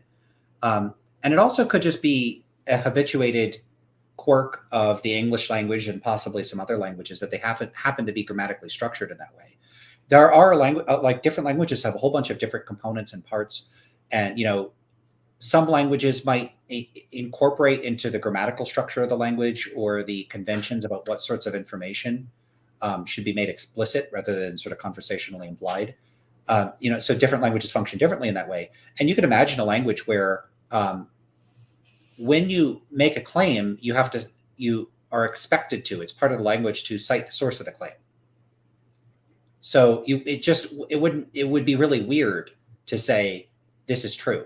You would say, I consider this true, or this as most people believe this is true, or as has been established by consensus. And you can imagine a cluster of terms where, like, you could say, this is an uncontested truth. This is a truth. This is regarded as true by most competent people. This is regarded as true by many people, but not most. It's like up for debate. This is regarded generally as true, but it's quite open to debate. It's controversial. This is my personal view, even though it departs from the view. This is my view. It's super fringe. So you could imagine all these like variations, and imagine just this language instruction way where you had to say that. That is just how the grammar of the language works. I don't think you would see these issues. So I think part of the illusion that non-philosophers are moral realists is due to distinctive contingent features of the way that the English language happens to work. It's quite easy to lop off the indexical element of evaluative claims. Look, if I say this cake, like imagine we're at a restaurant and the dessert comes out and it's this beautiful cake, and I take a big bite of it and I go, this cake is delicious. Do you think I'm ascribing the property of intrinsic deliciousness to the cake? Because if you ask me, I'm going to go, I am not doing that. I'm telling, this is an exclamation. I'm saying, yeah, cake. I'm a motivist. I'm an emotivist about cake in that moment. And I might say something like, if you said, hey, do you want to go to, like, we're at the ice cream place, what flavor do you want? To go, I like the vanilla. In that case, or I say vanilla is great. In that case, I might not be exclaiming. I might be informing you of my subjective values. And now I'm a subjectivist in that context. And so here you have two cases. And I've said things like this before, where I could tell you on reflection, because I study this and think about this all the time, I have sometimes used expressions that look like a propositional claim to express emotions about food. I mean an exclamation. There are other times I'm reporting my subjective values. But notice even those cases, like if I say vanilla is great or chocolate's better than vanilla, those claims look like propositions, but I am lopping off the part like I consider it to be better. I'm not explicitly saying that. It's an implicit indexical. And that's because our language happens to function that way. Do all languages function that way? Well, there's over 6,000 languages in the world. I have no idea. I don't know. Maybe there's languages where that's literally impossible to say given the structure of the language. And that would be really interesting. What if the way your language is structured is you could not say murder is wrong? You could only say, I consider murder is wrong. According to our culture, murder is wrong. According to God, murder is wrong. What if you had to say it that way? How would the people in that culture think differently? I don't know. So I suspect there's really interesting features of language that shape how we think about these things. But I also think it's not just language. It's also certain kinds of cultural accumulations. So I think that philosophers have picked up on and incorporated all this metaphysical stuff into academic philosophy. And so they think that there's all this metaphysics lurking behind our language. And I don't think that. And I don't think non-philosophers think that. As I said, I think, if you want to look at language and you look at more language, I think you'll see it's serving these socio-functional goals. And I think it's not doing much more than that. Like, it's serving a functional role. And then if you say, what does this person mean when they say this is wrong? It's kind of a weird question. I think a better question might be, what is that person doing? What are they trying to do in saying that? And it might be they're trying to look good. Now, is that what they mean? Is that what the sentence means? No, that doesn't make sense. They're trying to make themselves look good. That's not what the sentence means. So I think that people, when philosophers are analyzing sentences, and this is a thing I stress a lot, look at how they do it. They don't actually look at any of the actual sentences people are using in real world circumstances. They don't do that. They're not going out finding people talking. They're not going on Twitter. They're not like sitting in a park listening to a debate. They're not doing that. They take a sentence like murder is wrong and they say, well, what does the sentence mean? Well, who's saying the sentence? Why are they saying the sentence? What's the context? There is no context. There is no one saying it. And so for me, I actually think the sentences that philosophers analyze are literally meaningless. They don't have any meaning at all because they only have meanings in context. And so their approach is this fundamentally, it's not just that it's not empirical, it's like fundamentally misguided about how you would even go about assessing the meaning of a sentence in the first place. You can only assess meanings of sentences embedded in context. And they could say, well, most of the time when a person says this is what they mean. Are you making a psychological claim? Are you making an empirical claim? Well, go do a dang study then. So philosophers get really weird with, are they making an empirical claim or not? If they're not making an empirical claim and they think that they could figure this stuff out like a priori, I think they have the fundamentally misguided conception of language and they're using bad methods. But if they are making empirical claims, then they're not doing empirical research. They're still doing it from the armchair. They're engaged in speculative hypothesizing about empirical questions without using the appropriate methods like conducting studies and observational research. So they're, once again, using bad methods. It's lose-lose for philosophers. I think that these questions are best construed as empirical, and that given that they are, they're not using the right methods to address them. That was wildly deviated from what you asked me. No, because that actually makes me think of another question. Do you then think that and maybe this goes into kind of your field, that there should be like a branch like experimental philosophy or empirical philosophy, people who use the methods of the natural sciences or the social sciences and apply them to philosophical question to bridge the gap? Because I think right now, and maybe I'll explain why I asked this question, I'm concerned that as the fields keep producing more and more research, they become farther and farther away as like knowledge progresses. It's like I talked to a philosopher, a logician, and I was trying to explain to him the research I do in like with probability theory. And we were able to eventually decide, like, we were talking about the same thing. And he told me the way philosophers describe it. And I said, like, this is how statisticians think.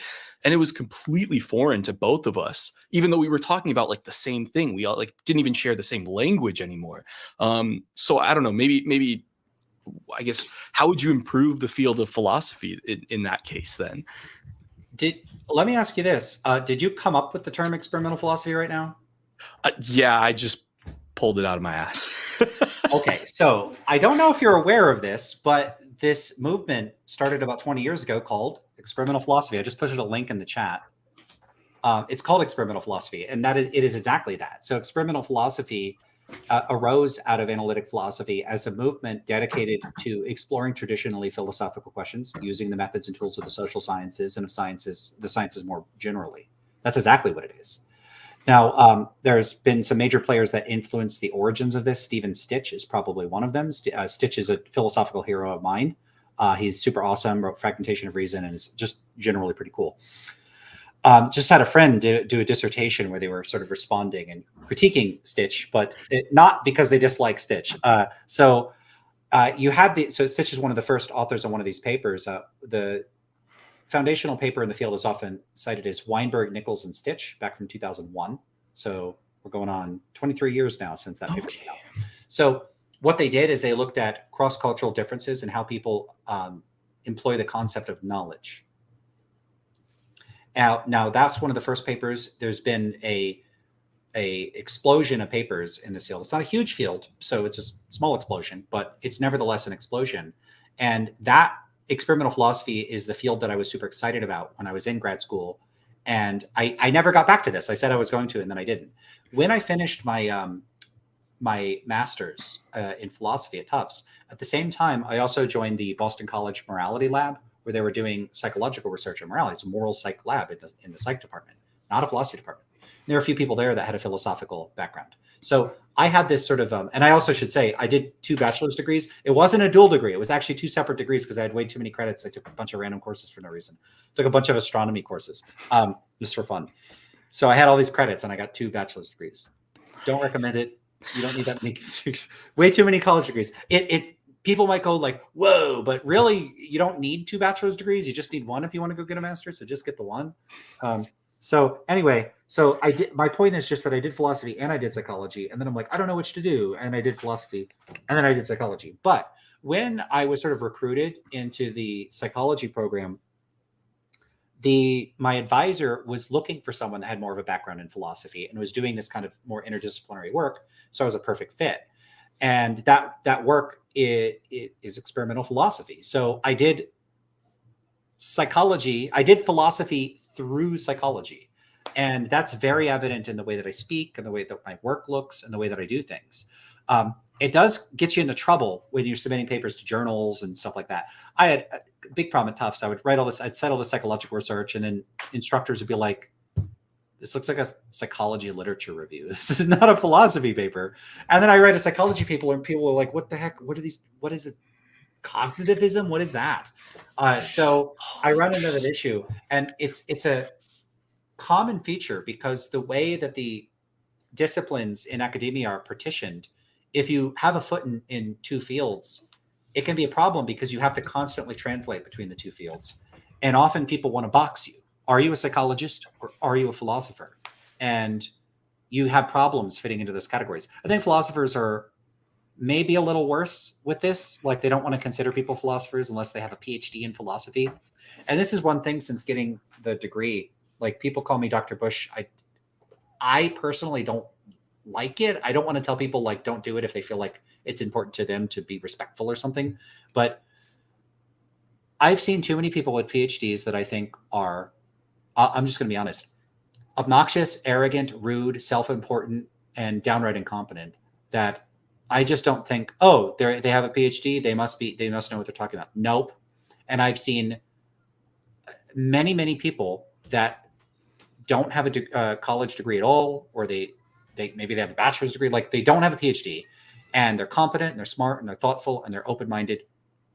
And so I just don't see those degree differences as mattering as much as a lot of people take them to matter. And I think often it's weird because some people I think show little or no deference for people's expertise and knowledge, and that can be really frustrating. Like, you know, if someone comes along and they're like, what do you know about the empirical research on metaethics? And I'm like, I read like all the papers, quite a bit actually. So that could be really frustrating. And I will genuinely get a little bit annoyed because I know what I went through to study what I studied. And it was a lot, and it was grueling, and my hair turned white. I mean, look at this, I'm in my 30s. So it was rough. So if someone is like dismissive of that, that could be real frustrating. So look, I've earned a little bit of expertise in one tiny slice of the field, but that does not make me an expert in anything else. And it's so frustrating when someone is like a physics PhD or a psychology PhD and they opine on everything. I don't even know most stuff about most of psychology. People ask me like they'll ask me about stuff about clinical stuff, and I'm like, I have no idea. It's not my field. I don't know. I just don't ask me. Go ask a professional. I am not that professional. So that's a whole thing. But I don't even know where I'm talking about anymore. I'm just jumping. No, I love what you're saying about the whole PhD thing because I'm probably will be getting a PhD in electrical and computer engineering in the next year or so. And what I try to convince people of this is like literally all this means, and I think it's even worse. I hate to say this, in the sciences and in engineering, because all it means is I was able to convince a panel of faculty members that my research was decent. Like, like that's it. That the research that I conducted, that I and I had help and all this stuff, but that's it. It doesn't mean I'm an expert. I've read stuff in other fields. It doesn't mean I'm smart or kind or anything like that. It just means like I was able to ask a research question and execute and deal with enough BS for a certain number of years until the committee, so it's a whole social thing, decided that they should give me this title. And it's a doctorate of philosophy. Do I have to take any philosophy classes or have any knowledge of philosophy? No. Like it's very interesting. So it's like I think it can mean something very different even across disciplines. Like having I think the word doctorate, a PhD, actually means something different when you're an engineer versus a research scientist versus a philosopher. And in some ways I wonder if that meaning conveys anything. I don't want to say useful at all, because I don't mean to sound that cynical, but it means something to people who have had similar committee members to me, because I know what they kind of had to go through. But at another university in another department, it could be a completely different methodology. So I don't know. I'm not trying to rant about academia right now. Well, this is actually a legit interest of mine that I want to be talking about more, which is academia. But yeah, one thing to say about experiences going through a PhD is it's going to be variable within and between disciplines a lot.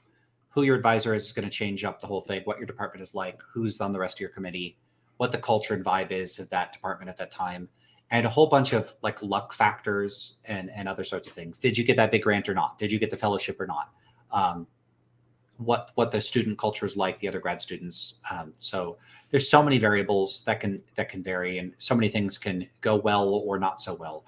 I hit a lot of snags right when I entered into the dissertation phase. For me, like personal life issues that made 1 year become like 3, almost 4 years. And that's I finished last year, and I see pictures of me in 2020, and then I see pictures of me in 2023, and I look like I, did 8 years as the president or something. Like, I'm like, oh my God, I look 10 years older. It was 3 years ago. That was a nightmare, but it was very much self-inflicted. I saw a lot of other people, like you look at their PhDs. How long is a typical dissertation, like that you're familiar with? In my field, I'd say 5 or 6 years is standard. Oh, sorry, I meant the actual. You mean written work? Sorry, I thought you meant how long. Yeah. No, you're right. Dissertation. It was a totally ambiguous question. In engineering, could be 70 to 100 pages. I wouldn't say it's that. Okay. Yeah, it's not that. Same for us. I saw ones that were 90 pages, 120 pages, 110 pages. You know how much I wrote? Wait, how much? You can hazard a guess if you want, or I could just tell you. Just go for it. Okay, so the actual thing that I wrote was so long I couldn't turn it in without making people go, "We're not reading that." So I moved about 2/3 of it into a very large set of supplemental sections, and then another big portion. I have like 6 supplements and 5 appendices. If you add up all of it, it is 1,239 pages. Oh my goodness! I wrote a comprehensive critique of every major publication in the entire field, all of them. Wow! All of them. I read them all and I critiqued them all. So like it was all of them. So I went a little, I say a little wild. I went completely wild with what I ended up writing. There's like, I wrote like 50 pages of critique of like one study. So, because I had that much to say about it. Now, I'm extra verbose, but I don't think if you go through that, you'll just find a ton of redundancy. There's just, in fact, that much to say about a topic if you actually spend the time on it. The actual dissertation ended up being like 200 words. It was a lot of editing just to not have it be like 200 words, 200 pages.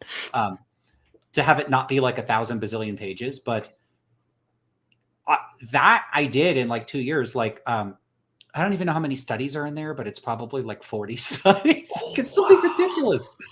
Like, yeah, and no one was telling me to do that. It was just, hey, please stop. You can finish now. And I'm like, no, I must see the project to completion. I kept saying it was this Hydra. Every time I would write something, I would feel like there were two heads. I was like, there's 2D topics.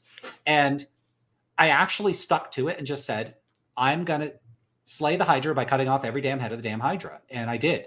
It was like 2 years of just writing forever. I think the notes that I wrote came out to over 3,000 pages of notes. It was completely bananas out of this world. And I came out on the other side of it like a different person.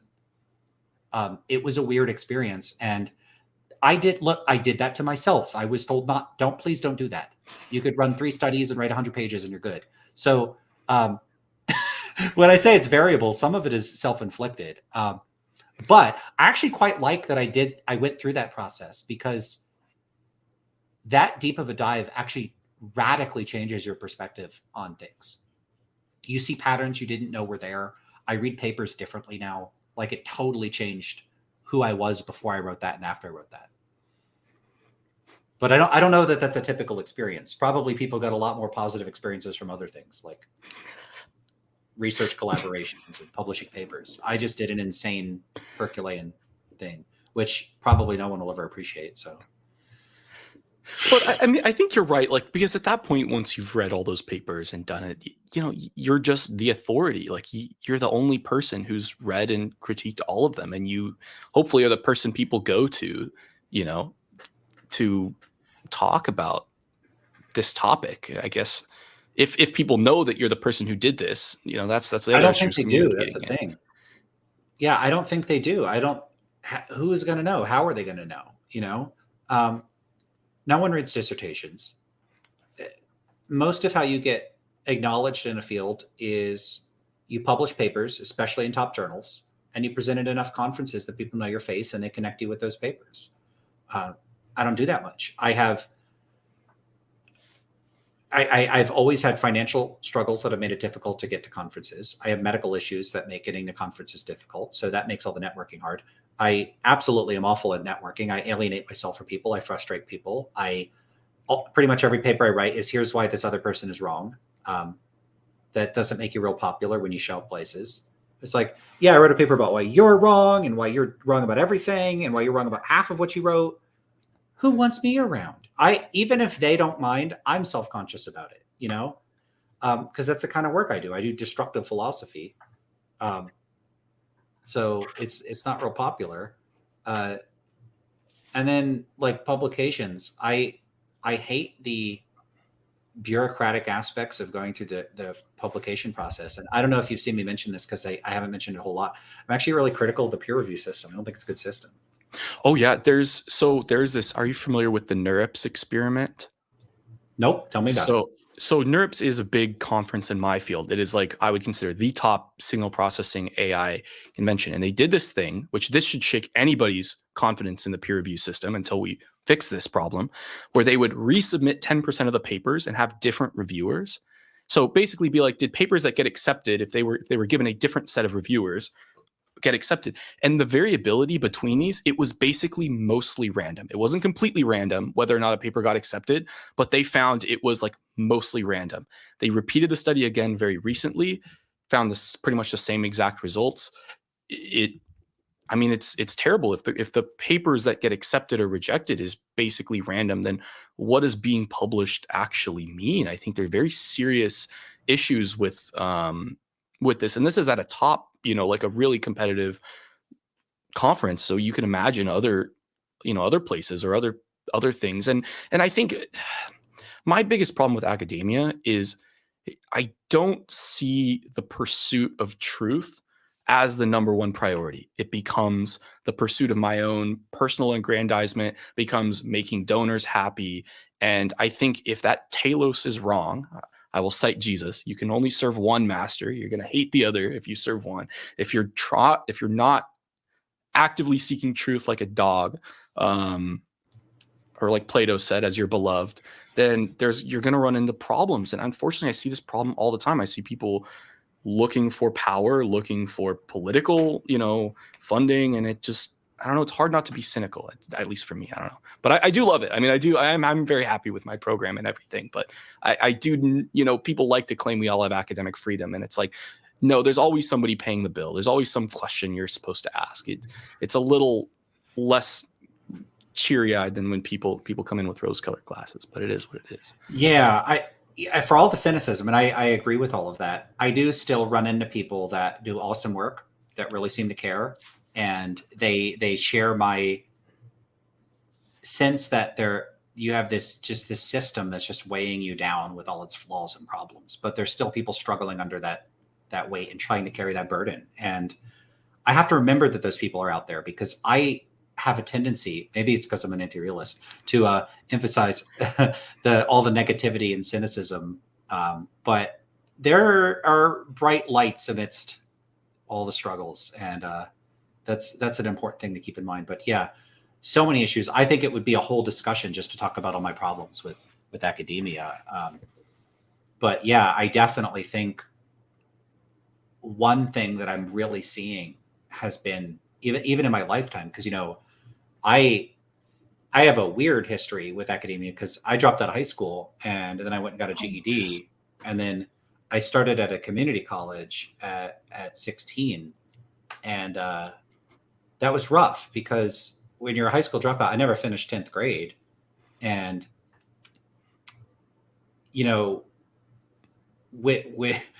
look at the ambitions that I had. I want to get into an Ivy League university, and I'm a high school dropout. That's an uphill battle. And I got there, but it took a hell of a long time. I started at 16. I'm 37. I just technically finished last year. That means I was in college for 20 years, on and off. So I wasn't always enrolled every year. That's ridiculous. Don't do that. So that's a long time to be on the student side of things. So maybe I just got worn out and jaded, but I have seen changes in those 2 decades of universities moving increasingly towards this. They're concerned about optics. They're concerned about PR. They're concerned about money. They run themselves like a business. And look, when I say run like a business, I'm not getting into all the political stuff. People can run businesses extraordinarily well, and you go in and you're like, I love that they're running it like a business, and it's awesome.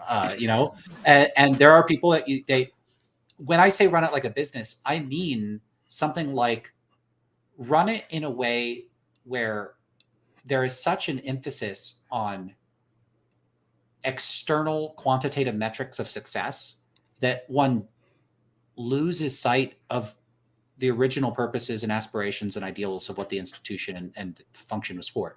Universities should be about a number of things. I don't have this pie in the sky goofy idea that the only purpose of a university is to create well-rounded citizens. No, it's to train people to do jobs. It does that, and there's nothing wrong with that, because jobs are really useful. People got to make things. People got to drive us places. People got to cook things. People got to fix things. Like, those are so freaking important. People have to provide information and do services. So I don't knock that at all. So I also don't like when academics have that smug attitude, like that what they do is more important and better than what everybody else does. It's ridiculous. Every time someone fixes something at my house, I feel ridiculous. I don't know anything, and this person knows so much about a stuff that looks like magic to me, and it's and they don't care about what I do, and they probably shouldn't, because it's not as important. So I really mean that too, by the way. I've been saying this lately, that in some ways I'm kind of like, I finished everything, and then I'm like, I kind of wish I did something else. I should have opened a bakery. I should have done.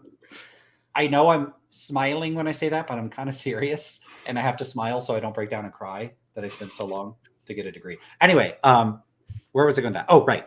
So universities were supposed to be like these, like science and research and innovation and search for the truth and creative expression, because there's art at universities too. All these cool things, right? Like the highest forms of human expression and achievement, all the great things. And like they can do that, but actually a lot of them I think are not. That's an afterthought to how can we recruit more students for this program or that program? How can we pull more money in for this program or that program? And I don't like how bureaucratized and bloated that they've become. But I don't want to turn this into a whole problems with academia thing. No, but that's great. I mean, that'd be another fun. I mean, you should totally talk about it on your channel, or if you want to have a conversation about that, it'd be very interesting. Also, does it depend on the field? Does it depend? How does it depend on the program and the field and the, one thing I think about, and I'm going to go off again, in electrical and computer engineering, funding is pretty good.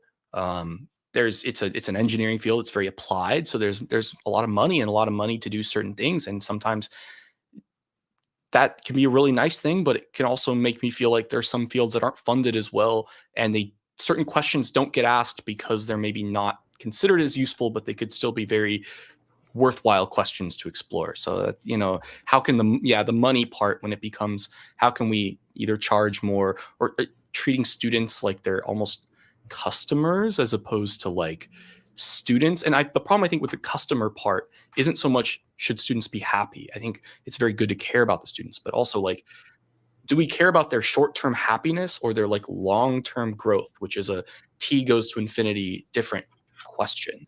I don't know.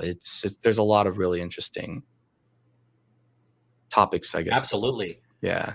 Regarding funding though, think about this. I mean, if I have to write a grant to try to get money to fund something, I have to convince people that have a bunch of money to fund research on philosophy. Good luck with that. There's people saying, hey, I'd like to cure cancer. Hey, I'd like to figure out the causes of Alzheimer's. And then I'm like, hey, I want to find out whether these non-philosophers, if you make this slight variation to a previous method, you can improve the validity of your measure of whether the person endorses cognitivism. Who the hell is going to endorse that? Like, so I have not had a lot of. It's tough to get grant money for philosophy. I think Templeton was throwing a lot of money at this stuff for a while, but I think they got rid of their religion and philosophy program, or maybe they just did philosophy stuff. I think they cut it. So I don't know why or what happened, or whether that funding will be available through some other means, but that's out. I've applied for fellowships and grants where I'm like, I have no prayer. And sure enough, I didn't get any of them. It's tough. On the other hand, I don't need millions of dollars to run surveys. Do you know about Amazon's Mechanical Turk and Prolific? Do you know about these? Yeah. Because we've used Amazon Mechanical Turk to do certain tasks and things, and what do you use it for? Right? Sometimes it's for in my field, we'll use it for like data cleaning. It's like we need this specific task that's like just need this data to be cleaned up in this particular way. Like we need it to be cropped to this size, and they're all different sizes. So you need to crop it to a square around somebody's face to this particular like resolution. And if you need to do that, have people do that. Yeah. And it's just because you have so much of it to do. I mean, you could have hundreds of thousands of these images to do. And whoa, how much do people get paid to do that? I mean, some of these tasks, it'll cost like cents per thing. And, okay, you'd be willing to pay a couple $100 or a couple $1,000 to not have an undergraduate or a graduate student who's being paid X stipend do it. Yeah, it ends up. That's fascinating. It's completely different. Do you know what we use it for? I mean, you could probably imagine. Is it like survey responses? Yeah. Okay. But it's so quick that if you post a survey online on MTurk or Prolific or something, I can get 400 or 500 people in an hour or two. Wow. And so I run a study. I need 500 people. I'm done in an hour. Imagine if I had to get 500 undergrads to come into a lab.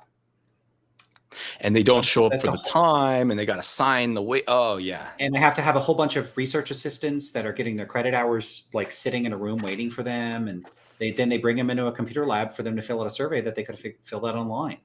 And they're all the intro psych students, right? Because when I took intro psych and cog psych, you got to do a certain number of hours to fund the other researchers and the grad students. It is. How did it not occur to psychologists? I say not occur as if it's past tense. No, they're still doing this.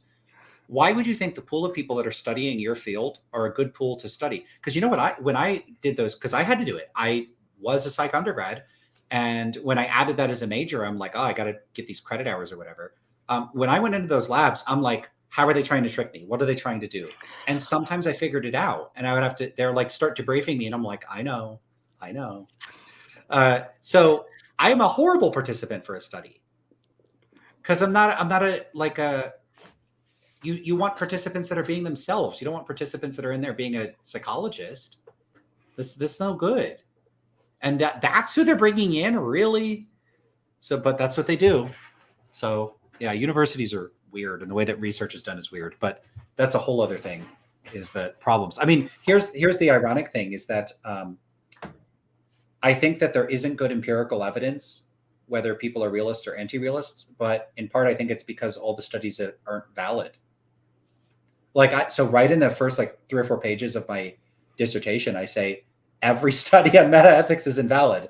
I do mean all of them. And that's like a super bold claim, because I'm saying 50 studies are all wrong. And that's why so it's a lot of work to show that, but that's a whole other thing. I feel like we just ended up talking about whatever. I'm kind of cool with it though. I love it. That's usually how I prefer that to some scripted thing where I'm like, well, why not? Break down the barriers between disciplines. Anyway, yeah, that's what I think. Yeah, that's one thing I wanted to mention before when you said break down barriers. I started to get to this, but this is just a weird night. Was it a Monday night? Yeah, no wonder. I'm not like let's have a serious debate.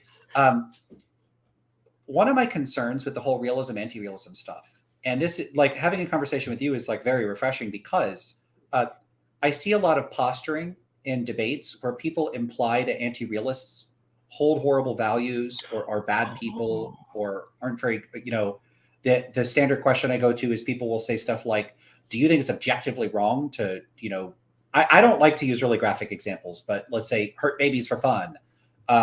And it's it's a tricky question. Do you think it's objectively wrong to hurt babies for fun? And if you're an anti-realist, you don't think anything's objectively wrong. So you can't really say yes to that. And because I'll go, oh, so you are a realist. So what are you supposed to do? Say no? I mean, just, and the examples I give people, I don't know if have you seen my stuff on this where I talk about this? Not as much. I don't think so, actually. Okay. Just imagine you were running for some type of office, you're running for local mayor or whatever. Now try to put yourself in the mindset of being an anti-realist, think back to being a nihilist or something, and you don't think anything's objectively right or wrong. And your rival finds your blog, just picture it's me, right? Someone finds my blog, and then they're like, hey, so I saw your blog. You don't think it's objectively wrong to hurt babies? Yes or no? What do you say in front of the audience? So here's the problem. If you say yes, they're going to go, really? So I quote, nothing is objectively wrong. So you can't say it's objectively wrong. You're okay with hurting babies. Or you say, no, now it sounds like you're okay with hurting babies. So the problem is that's a trick with language. It's for a rhetorical effect, right. You kind of put them in a bind where you win. Yeah. Interesting. Professional philosophers do this. So what are they there's a classic term that you use for a philosopher that's gone rogue and is doing tricky rhetorical stuff, sophists, right? So what do? Just say they're a bunch of sophists? They're not going to play that. No one's going to be my buddy after that. But why are they doing that? Why are they trying to make it seem like I'm evil because I disagree about the metaphysics of morality? It has absolutely nothing to do with my attitudes or my preferences or how I treat people or what I care about. Nothing at all. I care about the same things they do. And this is, before I said you couldn't tell if someone's a deontologist or utilitarian from looking at their behavior. I think in most cases, you couldn't tell if someone's a realist or an anti-realist. It's not if people are imagining anti-realists are a bunch of goblins that are running around setting traps and it's ridiculous. But realists will act like this rhetorically in a discussion. And it's come on, do you really think I'm going to leave the stage and go no one's going to catch me, so I'll kill everybody. Ha! Like I'm some comic book villain. It's ridiculous. So I run into that, and I've run into people being passive aggressive or hostile or unpleasant. So part of my goal, I said this earlier, is I'm not even really trying to persuade people to be anti-realists or not. I don't even think it's that easy to persuade people. But what I'd like to persuade people of is that this rhetoric is not good, and maybe stop depicting your philosophical rivals as stupid and evil. Just tell us we're wrong. Like we're like wrong and like mega wrong and ridiculous, but stop trying to imply we're bad people. So that's a big thing for me, is to try to say, look, you could be anti-realist and not be evil, and that shouldn't be too controversial, but for some reason it is. So since you seem chill with me, it doesn't seem like you have that attitude or disposition. Oh, I don't. I'm not afraid of I'm not afraid of you or anything like that. No, I don't think so, because I think I came to a similar realization, kind of as you did, that like one of the things is like people are messy, and they may say they believe one thing, but their actions may be different. And someone like, I've met lots of people who are Christians who I think are terrible people that I would not want to hang around. Do I think this necessarily impacts the truth of Christianity? Well, not necessarily, but I also understand how it could be really off-putting to people. And I'm trying to like hold that sort of like nuance like in my head whenever I like meet somebody. And I think the thing that's so difficult for people and for me is like just not jumping to judgment, not jumping to like put somebody in some preconceived simplistic picture of the world and be like, this is the box I'm going to put you in because I want to, because it's easy for me and it doesn't force me to reevaluate my own beliefs. And I think that's something I try to at least, I don't know, I try to achieve with that. But I would agree with you on all of those points. Like I've met other anti-realists and moral nihilists who are people I would trust with things. I think I trust them on a very pragmatic note, because I don't know if they would if some of them are hedonists. So I don't know if, if they thought they could break in and steal all my stuff, maybe I don't believe they would have a rational reason, but maybe I, like, from a human perspective, trust that they wouldn't do it because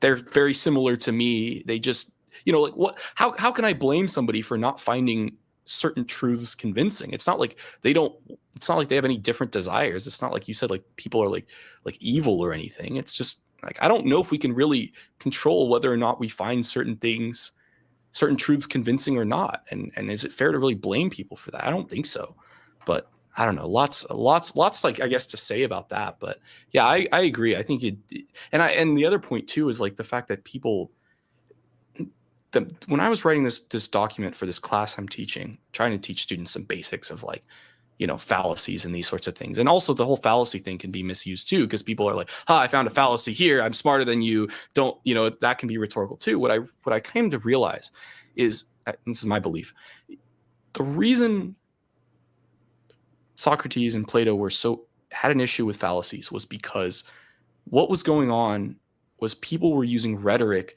to manipulate other people. They were using other people as sort of means to their own ends, as opposed to stepping back and saying, let's look at the evidence. Let's come to an actual belief system. I'm not going to tell you what you should think. I'm going to provide you the reasons that I think are compelling. And here's like the other side. And this is like treating people as an ends in themselves to a certain degree, not as like, I want you to believe this, but I have some angle to gain from you believing this. And unfortunately, I think in the context of an academic discussion, if you can show other people are wrong, you make yourself or your point look better. If you can show somebody's evil or construct some example that puts them in some like bind position, that's great. But it's like, why are we not treating this as a collaborative activity of like people trying to find truth and everyone doing their best? I think discussions and academia itself works better as a collaboration, not a competition. And I guess, yeah, unfortunately, it is a competition, though. Yeah, it is, and it is a competition for like funding and things. But I don't know. There's so much competition, and that incentive issue is, I think, one of the biggest problems with the academic world and with all of this stuff, is that it's like a lot of stuff is zero sum. It's not to my advantage to share my data with you. It's not to my advantage to work with you. I'd rather be first author than second author, all that stuff. That's antithetical to the purpose of the activities that you're engaged in. That's weird. Why would you structure a system where you're incentivizing people to be selfish and to not share information?